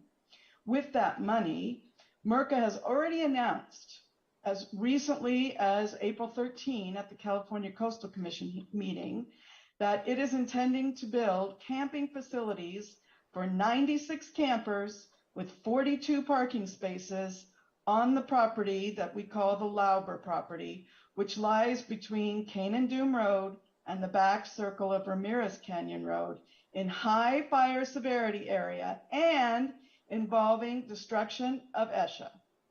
From the beginning, the Malibu Planning Department and the council has been against the in lieu fee or donation being used for camping in high fire severity areas and with destruction of ESHA, both of which exactly describe MERCA's planned camping development with this money. Not to mention the dangerous traffic issues that will be presented on Canaan-Doom Road and a whole host of other issues that are going to be implicated. There is a court case already pending in progress concerning the Los Angeles County low impact camping ordinance. And the determination of that case will also have ramifications to this MERCA camping project on the former Lauber property. The court has already determined that camping facilities cannot be built in ESHA, but still the Coastal Commission and MERCA persist in the efforts to build camping facilities in ESHA and indeed right on this Lauber property. And by the way, MERCA is already under a notice of violation from the County of Los Angeles for all that it has already done on the Lauber property without permits, including illegally grading a trail from Canaan-Doom Road that ends not in Ramirez Canyon Park, but straight onto the private Ramirez Canyon Road for reasons that one can only guess. Any in lieu fees should not go to MERCA or to the Coastal Commission. They should go to the city of Malibu to best determine how to use those funds for alternative lower cost accommodations, not to put these fees toward camping in high fire severity zones, not in ESHA, not with safety and traffic issues on Canaan-Doom. In fact, it is easy to surmise that the $800,000 donation to MERCA might be used primarily to pay for more land use litigation, pushing their efforts to build the camping in ESHA and high fire severity areas. Thank you, The Mrs. city Wolf. of Malibu. Time's up. wrapped. Thank you. Our last speaker is Joe Drummond. Joe, you're on. Hi again. So I just want to add to Ryan's comments in more detail and ensure and confirm that this project is differentiated from other hotels impersonating motels, such as the upcoming Malibu Inn Motel coming to Planning Commission on May 31st, The Seaview Hotel is a hotel and is changing the zoning to do so, which the Malibu Inn Motel that is actually a hotel as defined in the code and should adhere to the same standards and application. The Seaview Hotel apparently is outside the Water Board's discharge prohibition zone, whereas the Malibu Inn Motel is a new project with 4 times the discharge of the original project that should have also been treated like a new application because of this and therefore should not be acceptable. The Seaview Hotel is using its entire own property for its septic system, unlike the Malibu Inn Motel, which is taking over the future septic area already allocated for adjacent Aviator Nation. Also, the Seaview Hotel is not cutting up the hillside by over 800,000 pounds of grading like the Malibu Inn Motel is proposing to create the highest retaining wall ever to keep up the hotel and put above homes at risk. The Seaview Hotel is simply repurposing the existing multi-story structure that was there before city standards were enforced. And lastly, the Seaview Hotel will have all the EPA standards, I'm sure, in demolishing the existing gas station on the lot and ensuring no toxins are in the ground that could be transported to the ocean, whereas the Malibu Inn Motel and properties it affects are adjacent to a former Texaco site which existed before the EPA was even created and could most definitely pollute the adjacent properties and ocean upon beginning excavation. As long as the Seaview Hotel has an appropriate septic system for its size, patrons, and employees, and is not in the prohibition area and is doing all of its due diligence to ensure that no toxins go in our ocean only 300 feet across the street, we are okay with it. I think that any other hotel project coming or motel project coming to the city should go through the same stringent application process and all fees paid, including the affordable housing extortive fee issues. And we also agree no money should ever be going to the MRCA, who historically and regularly do not take care of our open space and increase fire severity. It should be going to the city of Malibu.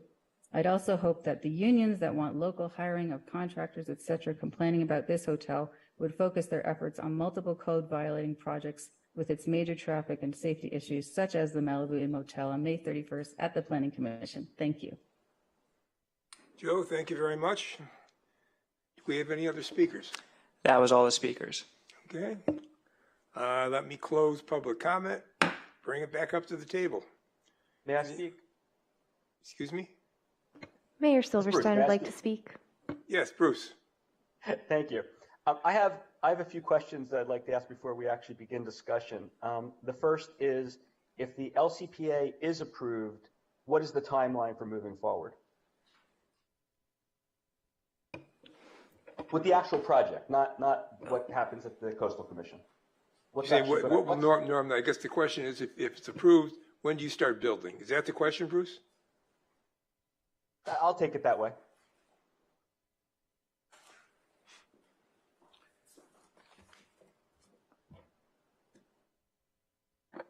I am in intense conversations with 2 separate organizations that operate hotels. Both of them want to move as quickly as possible to pull building permits.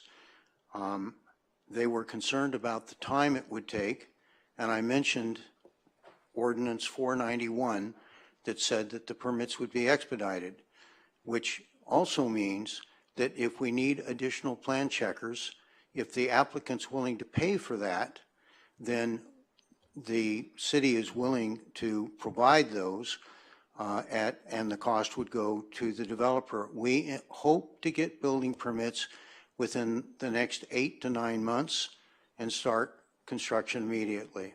Thank you, Norm. Did that answer your question, Bruce? No. Well, let Norm stay there for a few moments. If you Norm, stay, please. There's more coming. Norm, you said you're in intense negotiations or discussions. Do you have a contract with any financing partner at this point? I'm sorry, I didn't understand that. Is this deal financed yet? Do you have a partner that's actually going forward with this for you? I have not signed a PSA at this point, a purchase and sale agreement, but the people that I'm talking to are very, very well heeled, and this is not a big project for them. But they've not agreed to go forward yet with you. Is that accurate? I'm sorry, I didn't understand again. He said the question he asked is that they have not agreed to go forward yet, right? There's no signed agreement yet. Well, quite frankly, the people are waiting to find out whether or not this project is going to be approved or not.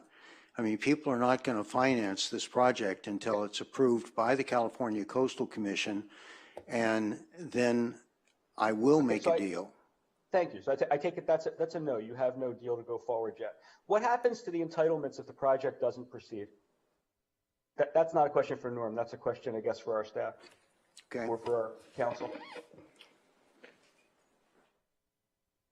If I may, Mayor, the CDP will then expire because the CDP is contingent upon the local coastal program amendment. It's needed to allow for it. And so in this case, if this if the council doesn't adopt the local coastal program amendment, Trevor, correct me if I'm wrong, but essentially, Richard, that's not my question, Richard. The question is if he doesn't build the project, the CDP would expire. I don't remember, is it 3 years if there's no extension? Is the LCP amendment? We have a 10-year development agreement. The development agreement for 10 years, and then, okay. So the LCP amendment would remain in place even if the project doesn't go forward, is that correct? Or no? Is the LCP amendment contingent upon, will it expire if the development agreement expires? I don't believe there's an expiration clause. Okay. Thank you. Those are my questions. I want to begin by making a motion, and I'm hoping I'll get a second for discussion purposes at least. And my motion is to direct staff to do nothing further, except the Coastal Commission's rejection of the proposed LCPA that we presented for their approval and that they did not accept. And if I can get a second for that, I'm going to explain why, but I'd like to start with that motion. Is there anybody that's willing to second that? I'll give you a second here, what you got to say, sure. Thank you, Steve. In contract law, there's a rule called the perfect acceptance requirement. What that means is when someone makes an offer of a contract to another person, the recipient of the offer can accept the offer only by accepting it in every respect in which it's offered. A counter proposal, however insignificant, is a rejection, which then becomes an offer to the original offeror. Here we offered up an LCPA to the Coastal Commission. We carefully negotiated it. We had public hearings about it. The Coastal Commission rejected our proposal. There have been statements like it accepted it but made some conditions. That's not true. Rejected our proposal. Proposed changes back to us. So we have a rejection of our proposal, and now we've been offered an LCPA, and it's a take it or leave it. We don't even get to negotiate. Our hands are tied. The Coastal Commission made that counter proposal to us as it's a take it or leave it, and it includes a side deal that we have no say about, which the developer will be providing the MRCA with $800,000 to develop campgrounds in a very high fire hazard severity zone in and about Malibu. And they're also donating $250,000 to a camp the city council previously said needed to be contributed to Malibu for the benefit of all residents. In essence, we've been smacked in the face and asked to say, thank you, sir, may we have another. There are other potential changes to this project too, despite the applicant saying that there have been no changes, and I'm going to discuss them a little bit later. I voted against this project when it came before the city council in 2021. I intend to do so again tonight. My primary basis for opposing approval of the project when it came before the city council a little over a year ago was a lack of adequate information from the applicant. There were two primary types of information the city council did not have, and which I believe to be necessary to reach an informed decision on the application. The first type of missing information is a proper CEQA analysis of the traffic, environmental, and other impacts of the project. For reasons I explained in 2021 to a different city council, I believe the CEQA analysis is legally mandated, and the city council, as it was constituted, violated state law in approving this project without pursuing that analysis. The information was not before the city council when it previously was presented for approval. It's not before the city council tonight. Accordingly, that remains a basis for my inability to support this project. And I'm hoping the newly constituted city council will agree with me. The second type of missing information was an economic analysis of the project. Specifically, the developer refused to provide an analysis of the projected profitability of the project.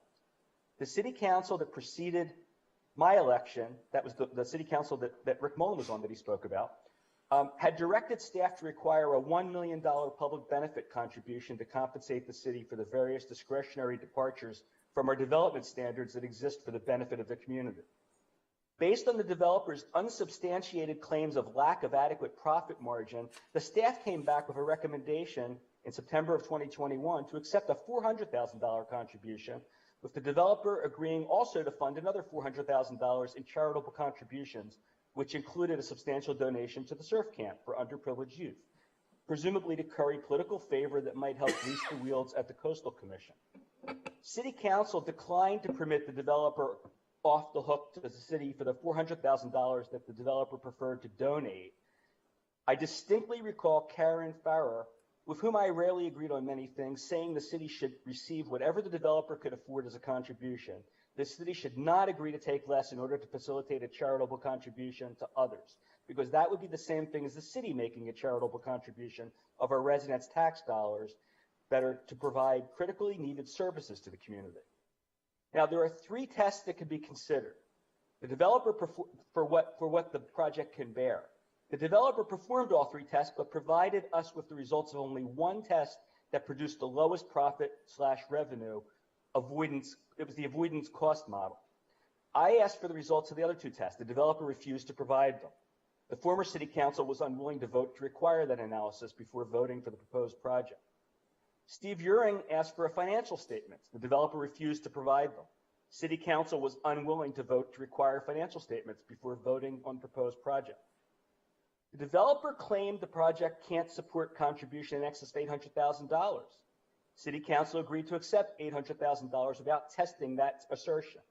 In so doing, the city council violated the Russian adage of trust but verify, which Ronald Reagan was fond of saying, albeit without appropriate attribution to the Russians. Thanks to the Coastal Commission, we now know the developer had another $1 million to spare, as an agreement was struck with the Coastal Commission to contribute $800,000 to be used by the MRCA to fund camping projects that are opposed by most residents in Malibu, and another $250,000 to fund the surfing program, which again, it's laudable, but which we firmly rejected as a basis for requiring a lesser contribution to the city when that same proposal was made the last time around.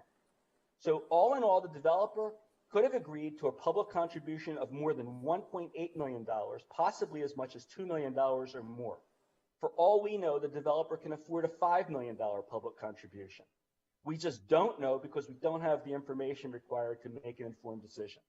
We have only the word of a developer that we now know to have misrepresented the amount the project can bear when this was before the City Council in 2021.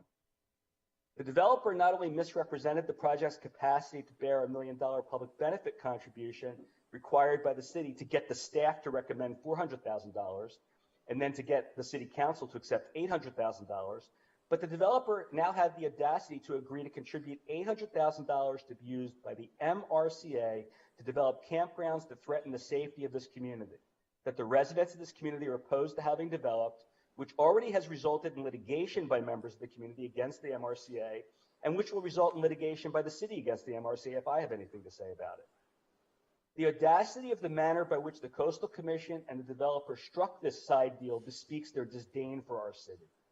As explained on page 27 of the Coastal Commission staff report, which appears at page 41 of our council agenda report, I'm not going to read the words all verbatim, but they've locked in that $800,000 so that we can't even require it as part of the contribution to us because they've already signed, sealed, and delivered it. It's sitting in escrow, and it can't be taken by the city.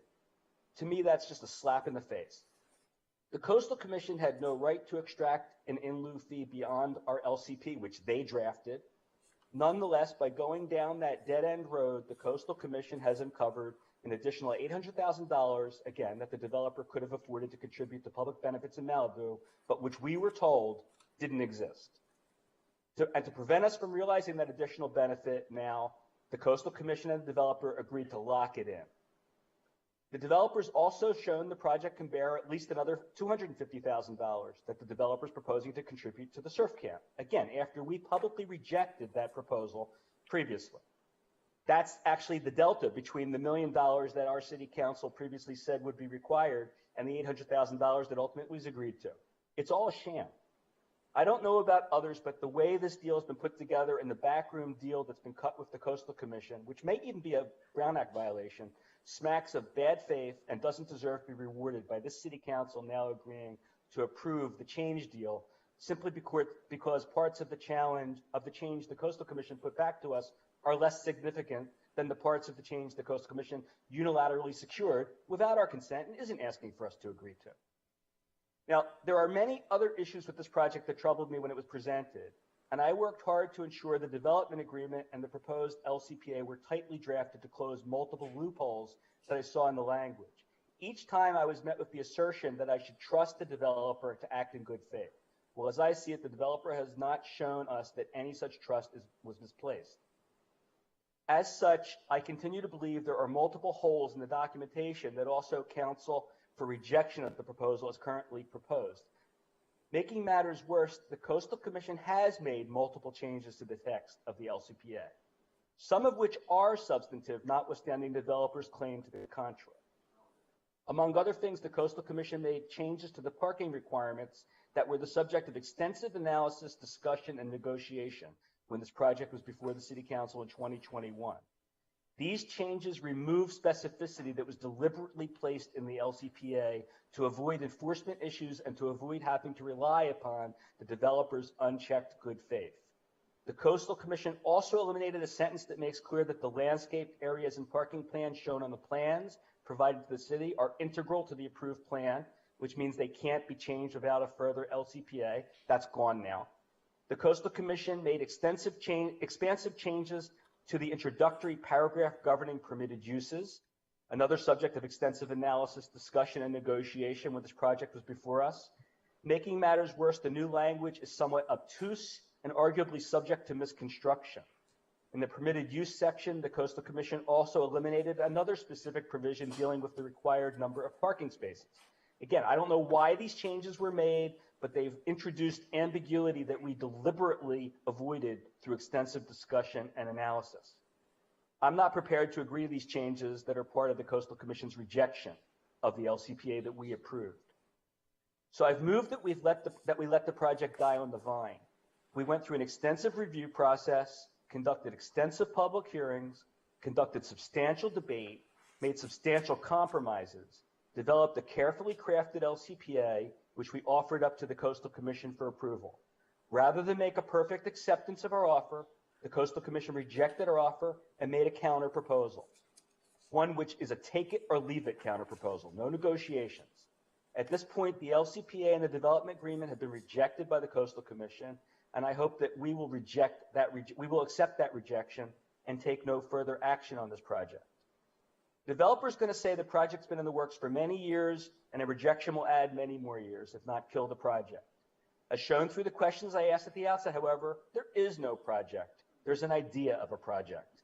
When developers like the Manny brothers or the Hakims come to the city for approval of a project, they're itching to break ground once they have the necessary approvals. They're not simply using the time of the city staff, the Planning Commission, the City Council, and the public to create a bundle of entitlements that might be shopped to a partner who might be willing to finance a deal if it appears financially feasible after the entitlements have been obtained. As I understand matters, this is not a shovel-ready project. Indeed, the shovels may not even yet be financed, and they may never be acquired. So I'm hoping that we will just accept the rejection of this and move on. Thank you. Thank you, Bruce. I think I closed public comment earlier. Mayor Pro Tem Urian, I believe Councilmember Riggins would also like to comment if you're looking for someone to call on. Before we do that, disclosures. Oh, before we do that, disclosures. Anybody have any disclosures they'd like to? This isn't a public hearing on a... This is actually a legislative item, So we don't need disclosures. And if we put into disclosures, we should do it before the public comment. And hear what you just said. If you want to take disclosures, we can. Then you should allow. No, if we don't public need them, comment. we don't need them, right? Okay, so we don't need disclosures. Mary Ann Riggins, you're up. Can you hear me? Yes. I'm willing to wait until a little later if Doug or Paul or yourself would like to speak. Okay. Paul, Doug? I thank you, Bruce, for the thought you put into it. I think that you've ignored some of the benefits that were negotiated during our previous meetings on this. The water valve at the base of Topanga being one of them. And as far as the surf camp goes, I recall at that meeting the applicant saying, well, if you don't want to count it, that's okay. I'm still going to go ahead and do it because he'd made a commitment to those people. So I would hope that we can vote this motion down as quickly as possible so we can get on with the substantial business before us. Stuart? Okay, I don't know if we're commenting on the motion that's on the table or a general discussion. Trevor? You can do either. All right, let me put my comments on the table, and then we'll figure out where we go with this. And I appreciate Bruce's input on this. As always, he's very thoughtful and very thorough, and definitely sees it from a lawyer's point of view. Let me say that I like the project as it accomplishes several needed items for the city. First, it cleans up a rather shabby prior gas station and at a minimum is an eyesore. It takes an existing poorly utilized office building, converts it to a more productive usage as a hotel. And I want to make a reference to the Malibu mission statement. Malibu will gradually recycle areas of deteriorated commercial development that detract from the public benefit or deteriorate the public value of its natural, cultural, and rural resources. Pardon me. There probably isn't a more spot-on use addressing this part of the mission statement than the conversion of this office building and this former gas station than this project. They've also got the transit occupancy tax of over $100,000 a month. Actually, back of my envelope, I think it'll be a lot more. I see you guys, if you're a $500, $800 a night room hotel with 39 rooms and a 70% occupancy, the cash flows much more freely than you forecasted. We've also got the benefit of the improvements for the water valve and the $800,000 to the city. But I think fourth, it could provide funds for the city to invest in meeting its requirements for visitor servicing facilities and low-cost facilities as it's required under our local coastal plan 2.33 and land use policy 2.36 and 2.35. And where am I in agreement? Well, I think the suggested modifications proposed by the Coastal Commission for modifications 1, 6, and 7, adjusting the addresses and APNs, those are minor. I think modification 2, requiring the already approved $800,000 to be paid by the city to the city for Malibu, that's fine too. Modification number 4 for minor physical changes clarifying the uses for the land use plan are okay, and I agree with Bruce, this begins to fall under the realm of trust the developer. And as much as we may like Norm, I think it's very clear that this was going to be a project that somebody else is actually going to do the developing. So there's a Norm promise, but it will not necessarily continue to the eventual operator. Modification number 5 to clarify the hotel-specific development standards for the project. I'm okay with that too, but once again, it's the developer that is going to be running it, not the one that may be the applicant today. What I've got a problem with, and I told this to Norm from the beginning, modification number 3, requiring the project to pay an additional $800,000 to fund an MRCA project. I don't like that at all, and I think it's bad policy for us to accept it. And I want to go to, and by the way, our staff did a nice job putting together a package for this, gave us good reference materials. Thank you guys very much for this. The staff recommendation from the Coastal Commission, this is their motion resolutions for the local implementation plan amendment. Here's suggestion modification number 3, and I'm not going to read the whole thing. I'm just going to read you the part that I think is critical. This is the part, and I'm going to ask Richard or Trevor to clarify this when I get through. I think this is the part the Coastal Commission approved, not the part that we're dealing with. Coastal Commission's recommendation was to adopt this motion.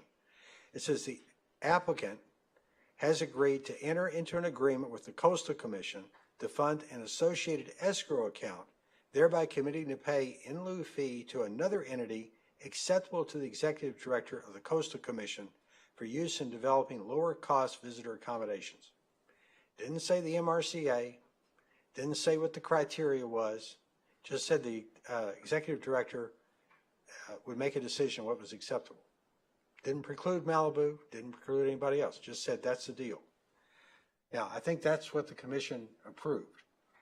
They didn't approve the MRCA deal. So, it would appear, when you read this part that I just read to you, that was approved by the Commission, it would appear that the local entity acceptable to the Executive Director should be the City of Malibu to implement its required low-cost visitor servicing requirements.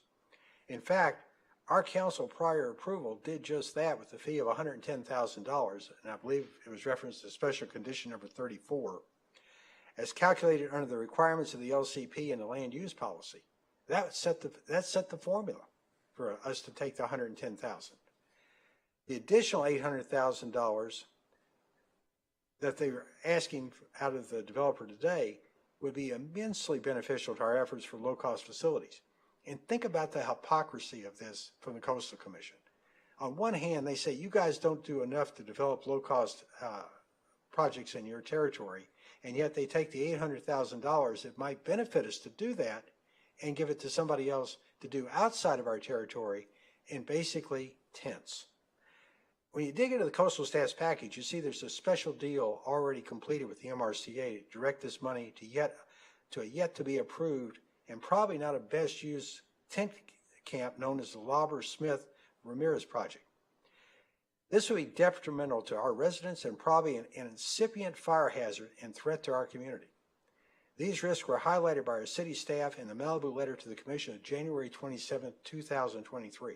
We told them what the problem was. We went over this with them, and they ignored it. Interestingly enough, they didn't include all that discussion in the approval. It didn't say MRCA is going to be approved in spite of the city's requirements. Just said the Executive Director had the authority to make a decision. Didn't say what it was. Now, we need to ask that this side deal with MRCA be rescinded as a condition of approval. The Executive Director not pre-approve any use of this $800,000 until the City of Malibu, who is the logical beneficiary of these funds under its own coastal plan, has the opportunity to present its own use of these funds to, quote, for use in developing lower-cost visitor accommodations in the Malibu-Santa Monica area. Look, this side deal looks like a no-bid contract to the MRCA. It doesn't stand the sniff test. It doesn't stand the best use test. It doesn't stand a lot of tests. I like Norm's project. I think we ought to go ahead with it. But the Coastal Commission and MRCA have thrown a wrench in this transaction. And unfortunately, the developer agreed to it. I think they should have realized that this would be a deal killer for the City of Malibu. I hope it isn't. And I hope what we can do is ask that this be put on a pause to remind the Executive Director that this ought to be a deal, not with the MRCA, but with the best use and best use of the funds. That's my comment.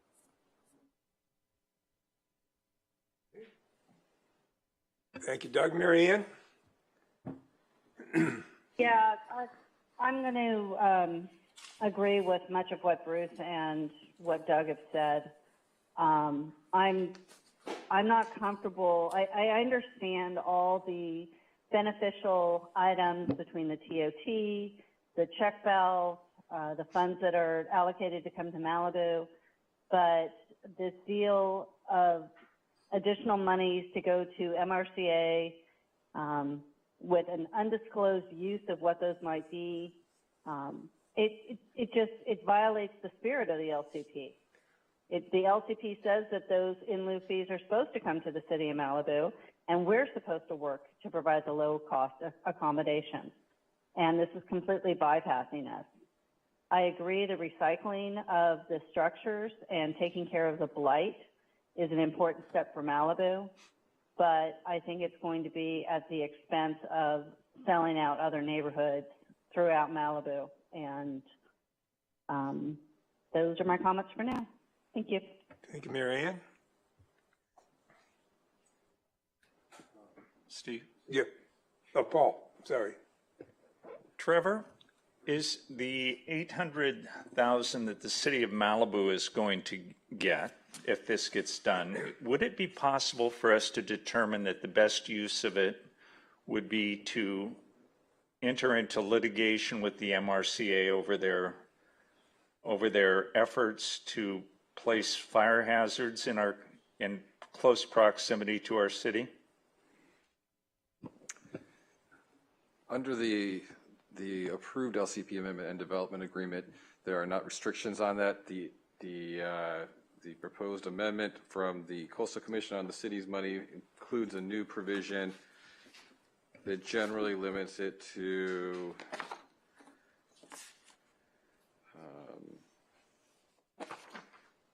Richard, do you have the language? I think it's to the public's benefit.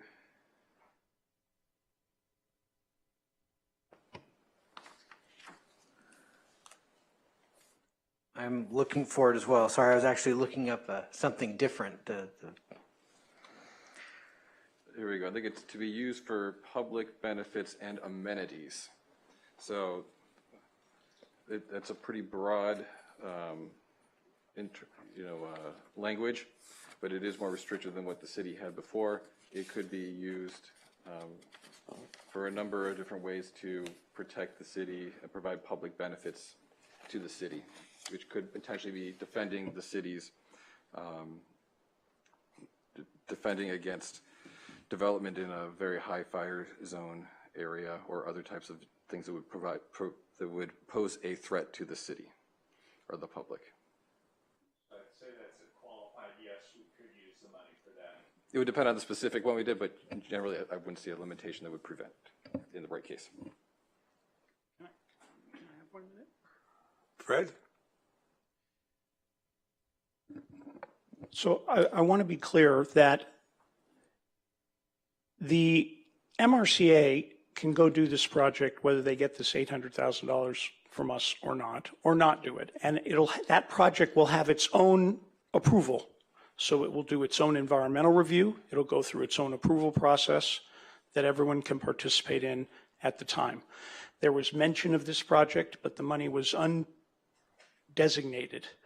And this was so that was the request. That's what's in front of you. That this project will go forward or not forward, and everyone will have all their opportunity to do this. And whether we give them the 800 or not, they have funds to do that. And we all know that already. The project was already on the board before we showed up, but it was mentioned. But it was also specific in the language that it doesn't necessarily go for that. And no, we have an escrow agreement that the 800,000 is sitting in, that the money goes to the MRCA, and the final language was that it's set at the director's discretion. But they still have to get that project approved. So they have to go through that whole process. So you're hanging that all on this applicant, who before today, one person out of the Planning Commission, the City Council, and the Coastal Commission voted against, which was the impassioned plea that you heard from the feverish mayor this evening. But I just want to be clear that this is years of work, tremendous support. We had this requirement from Coastal to get through. We knew that there would be requests by them, and did we know that there was that people were opposed to this? We did know that people were opposed to that project, but we also knew that we had no control over that project. That project will have to go through on its merits. It'll have to be approved by your new county supervisor, and have to go through a full environmental process that the city and everyone else can participate in. So to tie that to this really is inappropriate. Thank you, Fred. Thank you very much. I have a question. Is the escrow account, the escrow account that you have specifically says the money goes to the MRCA? Is that? At the discretion of the director of the Coastal Commission. Okay, but it says it goes to the MRCA at the discretion of the, right? The MRCA is mentioned in the escrow account. Is that what you're telling me? Yeah, I'll have to look up the document, but that was certainly, you have in front of you the documents from the Coastal Commission. And I think it was even attached to your staff report today, what that language was. I think it went to the Coastal Conservancy first. To the Conservancy. Anyway, I have to look it up. I think Steve's not talking about the language that was changed, but rather what's in your escrow agreement itself. Yeah. That language we have not seen. Right. Okay, well, here's what I've heard so far. There's some concern that we may have been misled in terms of how this project was being put together, what the financial impacts of this project were going to be, both to the developer and to the city. And I've heard that from a couple different council members today, okay? Second thing is, and I think like everybody up here, I got phone calls, letters, pick whatever the heck you want, regarding some, I guess disgust is probably not the right word, but, you know, giving money to the MRCA based upon the relationship that the group has had with the city just strikes everybody the wrong way. Now, the problem I have, how do we fix that? I mean, how can we change that? Is the suggestion that we go to the Coastal Commission and say, you know, instead of giving them the $800,000, you got to give it to me. Now I got to go back and negotiate with the Coastal Commission and say, you know, Joe Evans is going to put in 400 or however many camping sites, and we've got to come up with something the equivalent of that. How do I get the MRCA out of this deal? Anybody got any ideas? Mayor Pro Tem? Yeah. The city would have the ability to submit a new LCP amendment that would propose a different change. So that it would have to be a resubmittal, but the city could propose that the LCP amendment be changed to not include the provision or to otherwise alter our fees required, and that they be put in the standard account that is it 110,000 right now, which is our development fee, Richard? The total for the number of rooms proposed, yes, we're collecting 110,000, and Coastal felt that was so there's no way for us to negotiate what's come back from Coastal. It would have to be a resubmission to Coastal in order to propose a different change. And here's my question. I mean, I understand we can propose another solution to the Coastal Commission. What solution would we propose to them that you think they would accept? I'm just trying to figure out if I go down there, what am I going to tell them? Well, let me put a comment in here. I go back to what the Coastal Commission approved in its meeting, and it said the executive director has the authority to make that decision. The fact that they've cooked the deal with MRCA and never gave anybody else another chance to even talk about it, I think is against the merits of what the commission gave the director an authority to do. And outside of the commission having to have another hearing on this, the executive director can go, never mind, I'm just going to tear this up. I'm going to wait and get the best opportunity, the best use of these funds, and recook the deal. And that would be, I think, a much better use of everybody's time and effort at the Coastal Commission than trying to have a new LCP. I think the director, and I'll use the phrase, made a mistake in going this far with MRCA. They may be the eventual beneficiary of this 800,000, but they ought to let other people have a chance at it, and especially the city of Malibu, since we're the ones that are going to be impacted by this. We may come up with a much better plan, but the onus would be on us to take the 800,000 from that, the 110,000 from here, the 800,000 from there, and come up with something that doesn't put people in tents miles away from the beach and doesn't exactly satisfy the requirements that I think our local coastal plan has. That's what my suggestion would be. I'm just trying to get in my head, if I sit down in front of, I mean, was it Ainsworth that did this deal, or No. it's the new director? Ainsworth signed off on this, right? Jack Ainsworth was, Jack said that the project would be approved 7 years ago. I started this project 8 years ago, and You know, I'm just going to ask the city to do what's best for the city. The city has a lot to gain here. If you deny this project simply by saying we don't agree with the modifications, we're done.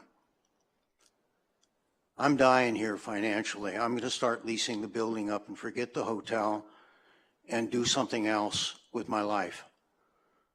This is, look what is best for the city.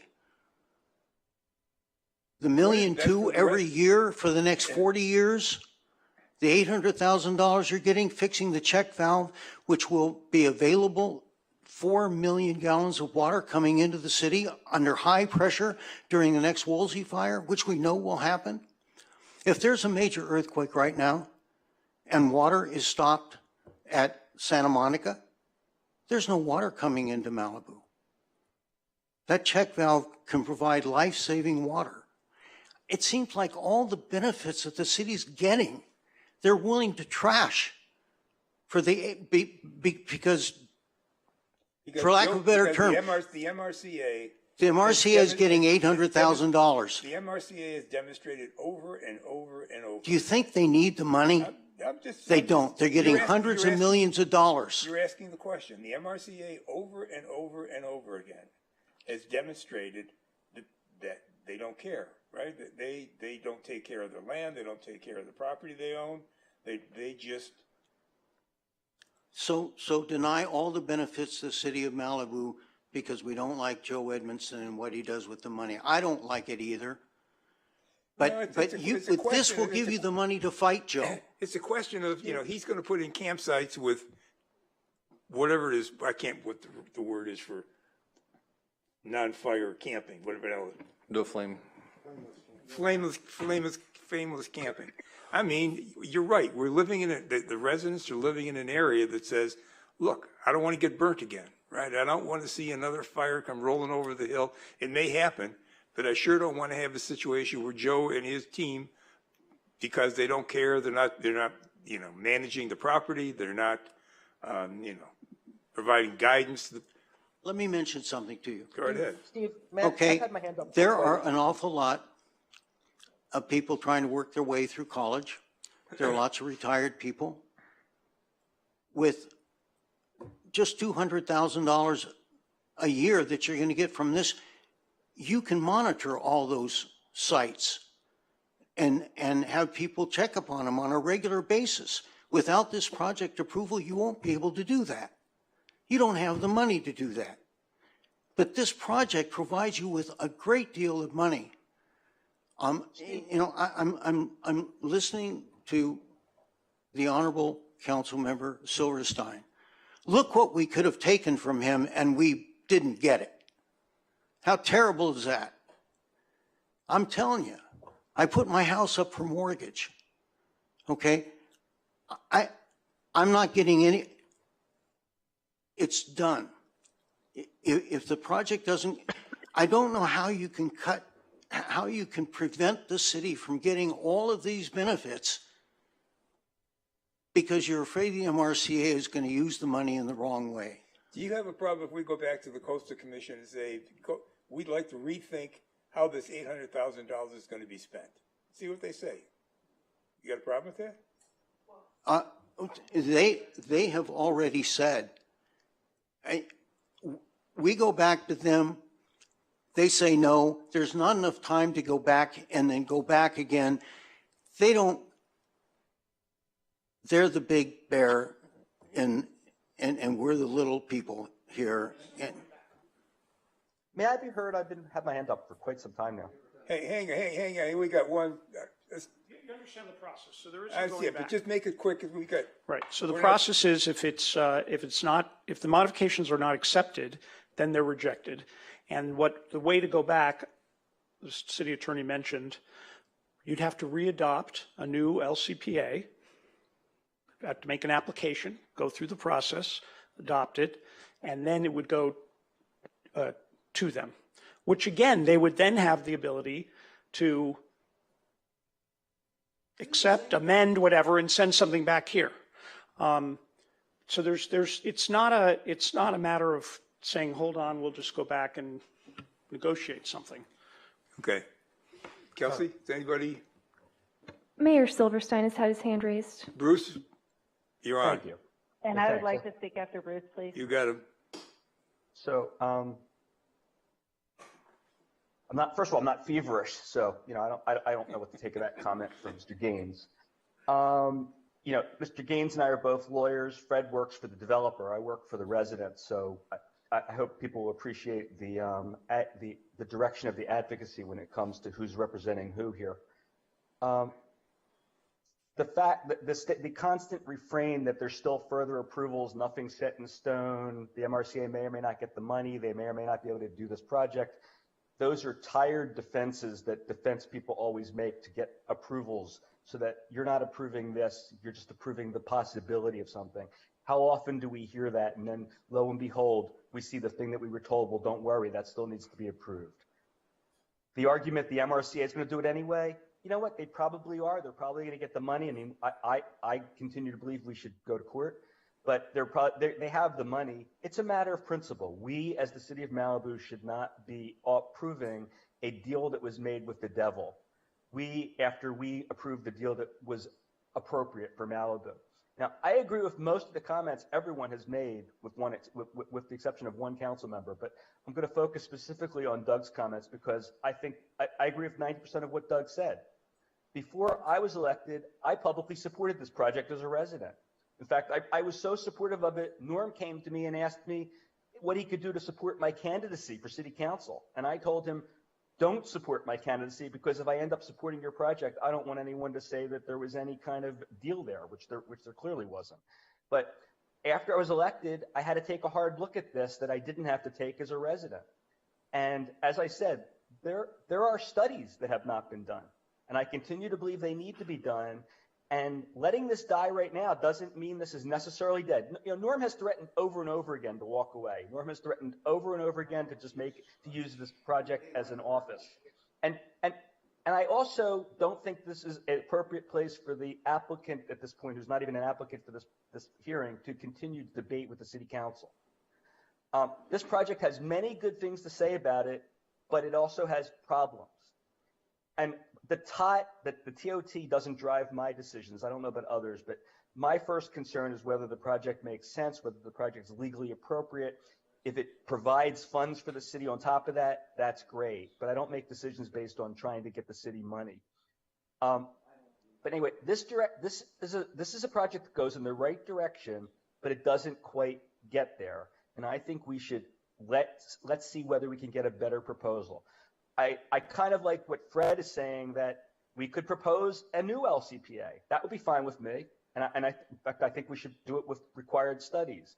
But Malibu deserves more than a shot. I think it's what Doug was saying, more than a shot at convincing the director that Malibu should get those additional funds for public benefit in Malibu. I think that those funds, if they're going to be delivered to anybody, should be delivered to Malibu for Malibu to use them in an appropriate manner. And as far as Paul's comment about, well, they could be used to litigate with the MRCA, we've got ample funds to litigate with the MRCA. Giving us an $800,000 and the MRCA $800,000 to litigate with each other doesn't really accomplish much. I'm hoping, Steve, you will stop letting the developer and the developer's lawyer continue to argue with the city council, and we can just make our comments and have a vote, because this is not a forum for the developer to continue to argue with us. Marianne? I was just wondering if we're ready to go ahead and move on and make a decision with regards to this. I think that what I'm hearing from the council is that we all agree that this is a real issue, and I mean, at the very least, the city of Malibu should have been brought into the conversations with regards to this change. This never should have been done outside our council for this. And yeah, thank you. Somebody want to make a motion? But before we throw away all these years of work, you might consider a continuance, ask the city manager to call the executive director, Coastal Commission, see if there is something that can be worked out. So that's just another idea. Thank you. Thank you. Steve, we already have a motion and a second on the table, and I think that that comment, which was just interjected without being requested, was totally out of order. Okay. Paul? I just want to speak for just a little bit. Jack Gainsworth was the executive director when this thing was originally, when we passed it originally. He retired in February, and the new executive director is a woman, very smart woman, named Kate Huckelbridge.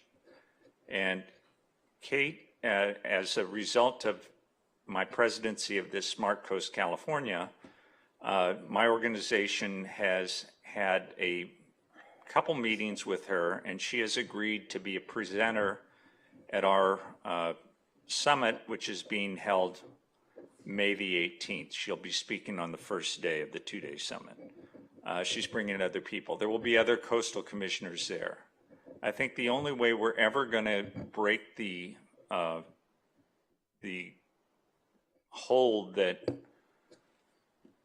Joe has on the Coastal Commission and everything else is to get them out here, get them to visit the locations that he is managing, and let them see that he does a poor job of managing those. He always says he has no money for the people who pick up the trash, for the people who do traffic control. You know, it's always somebody else's problem. He's not a good neighbor. We know that. And I think that if they treated him with the skepticism that they treat everything that the private enterprise proposes to them, we wouldn't have a problem with Joe Edmiston. The other thing I wanted to say is that earlier on, there was a question about CEQA and traffic studies. There was a traffic study done, and we talked about it when we were here before a year ago. So I guess that's a year and a half ago now. So I think that, I still think that it's worthwhile to do the project, and we will be but moving right along. But I think that Kate Huckelbridge is somebody that we can talk to, and she needs to realize that the city of Malibu and many other places have been locked into a conflict with Joe because he doesn't treat his visitors right. He invites them to a beach. He doesn't have a bathroom. He doesn't have drinking water for them. He doesn't have trash cans. So those are the problems we have. But I think that when I see what Joe has the ability to get from the legislature, apparently they've got $700 million earmarked for him out of the funds right now. He doesn't even need the money that he's grabbing here. So, Doug? Yes, I'm not sure exactly the right way to present this. From my comments, I think the executive director needs to reverse his decision. Her decision. Or I'm not sure if it was Ainsworth or hers. I don't. Yeah, I don't know who did. I don't know who did it. But I think we need to go back and make sure that there really is a better way to do this MRCA commitment by having open bidding and open discussion, and not commit the money in advance to MRCA, much less to this Ramirez Canyon project. So what I'd like to ask us to do, and I'm sorry that Mr. Gaines brought this up because it kind of tinges it a little bit. I'd rather take the motion we have off the table and change it for a continuation until the next council meeting, and give an opportunity to check the temperature for changing this MRCA agreement. If they don't want to change it, then we'll vote on the deal we've got on the table. But I think everybody deserves a chance to take a breath of fresh air and realize you can't push Malibu around with this take it or leave it attitude on this. And that would be my recommendation. I do not want to kill this deal without having taken every step to try and keep it alive in a way that's workable for Malibu. Bruce, that was your motion. What do you think?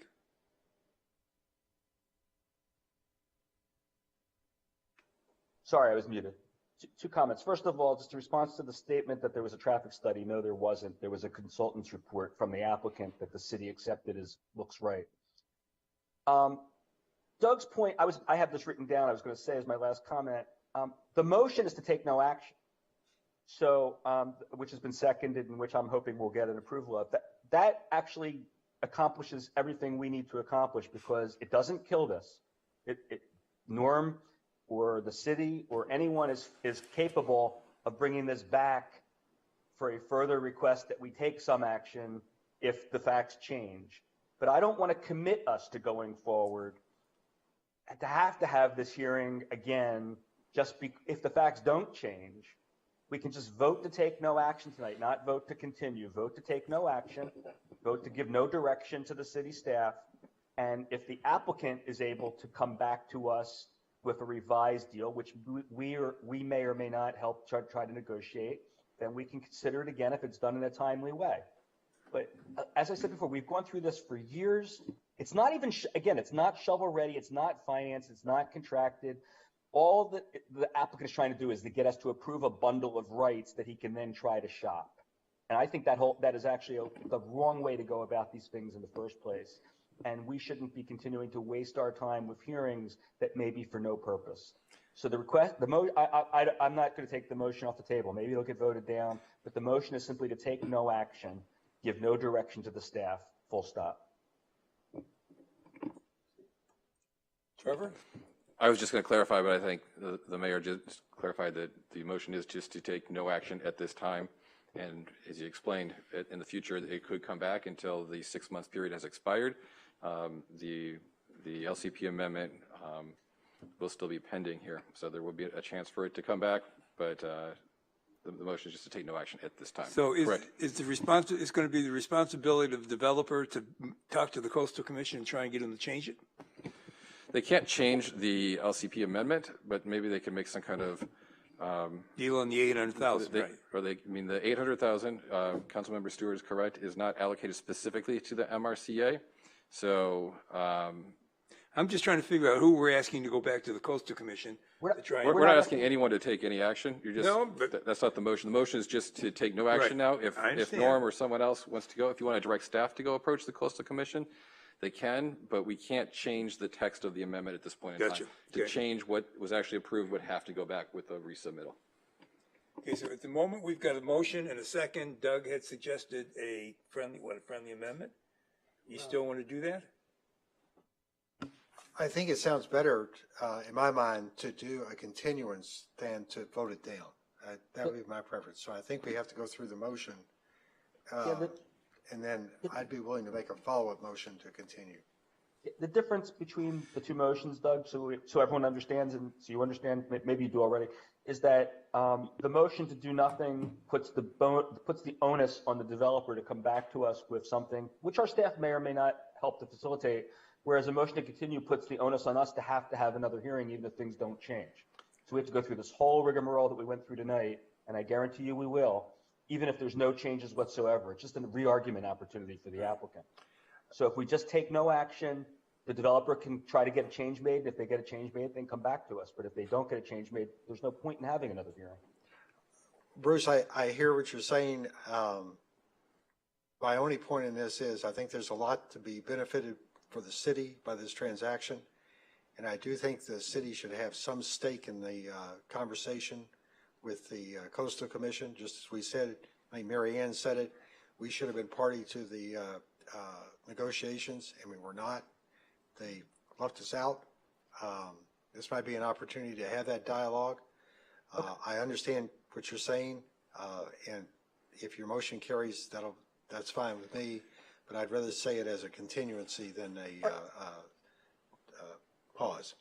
Let me float a compromise alternative as a friendly amendment to my motion if Mary Ann will accept it, which is that we take no action other than to direct staff to work with the applicant to see if the Coastal Commission can be persuaded to change this to a way in which the city council would be more comfortable.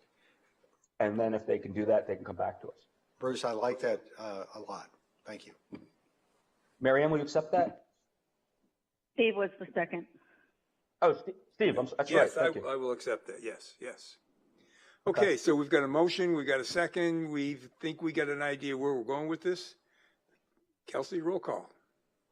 Mayor Silverstein, Yes. Mayor Pro Tem Euring, Yes. Councilmember Grisanti,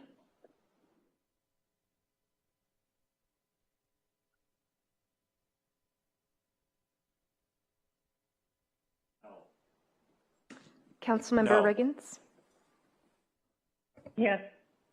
Councilmember Stewart, Yes. motion carries. Okay.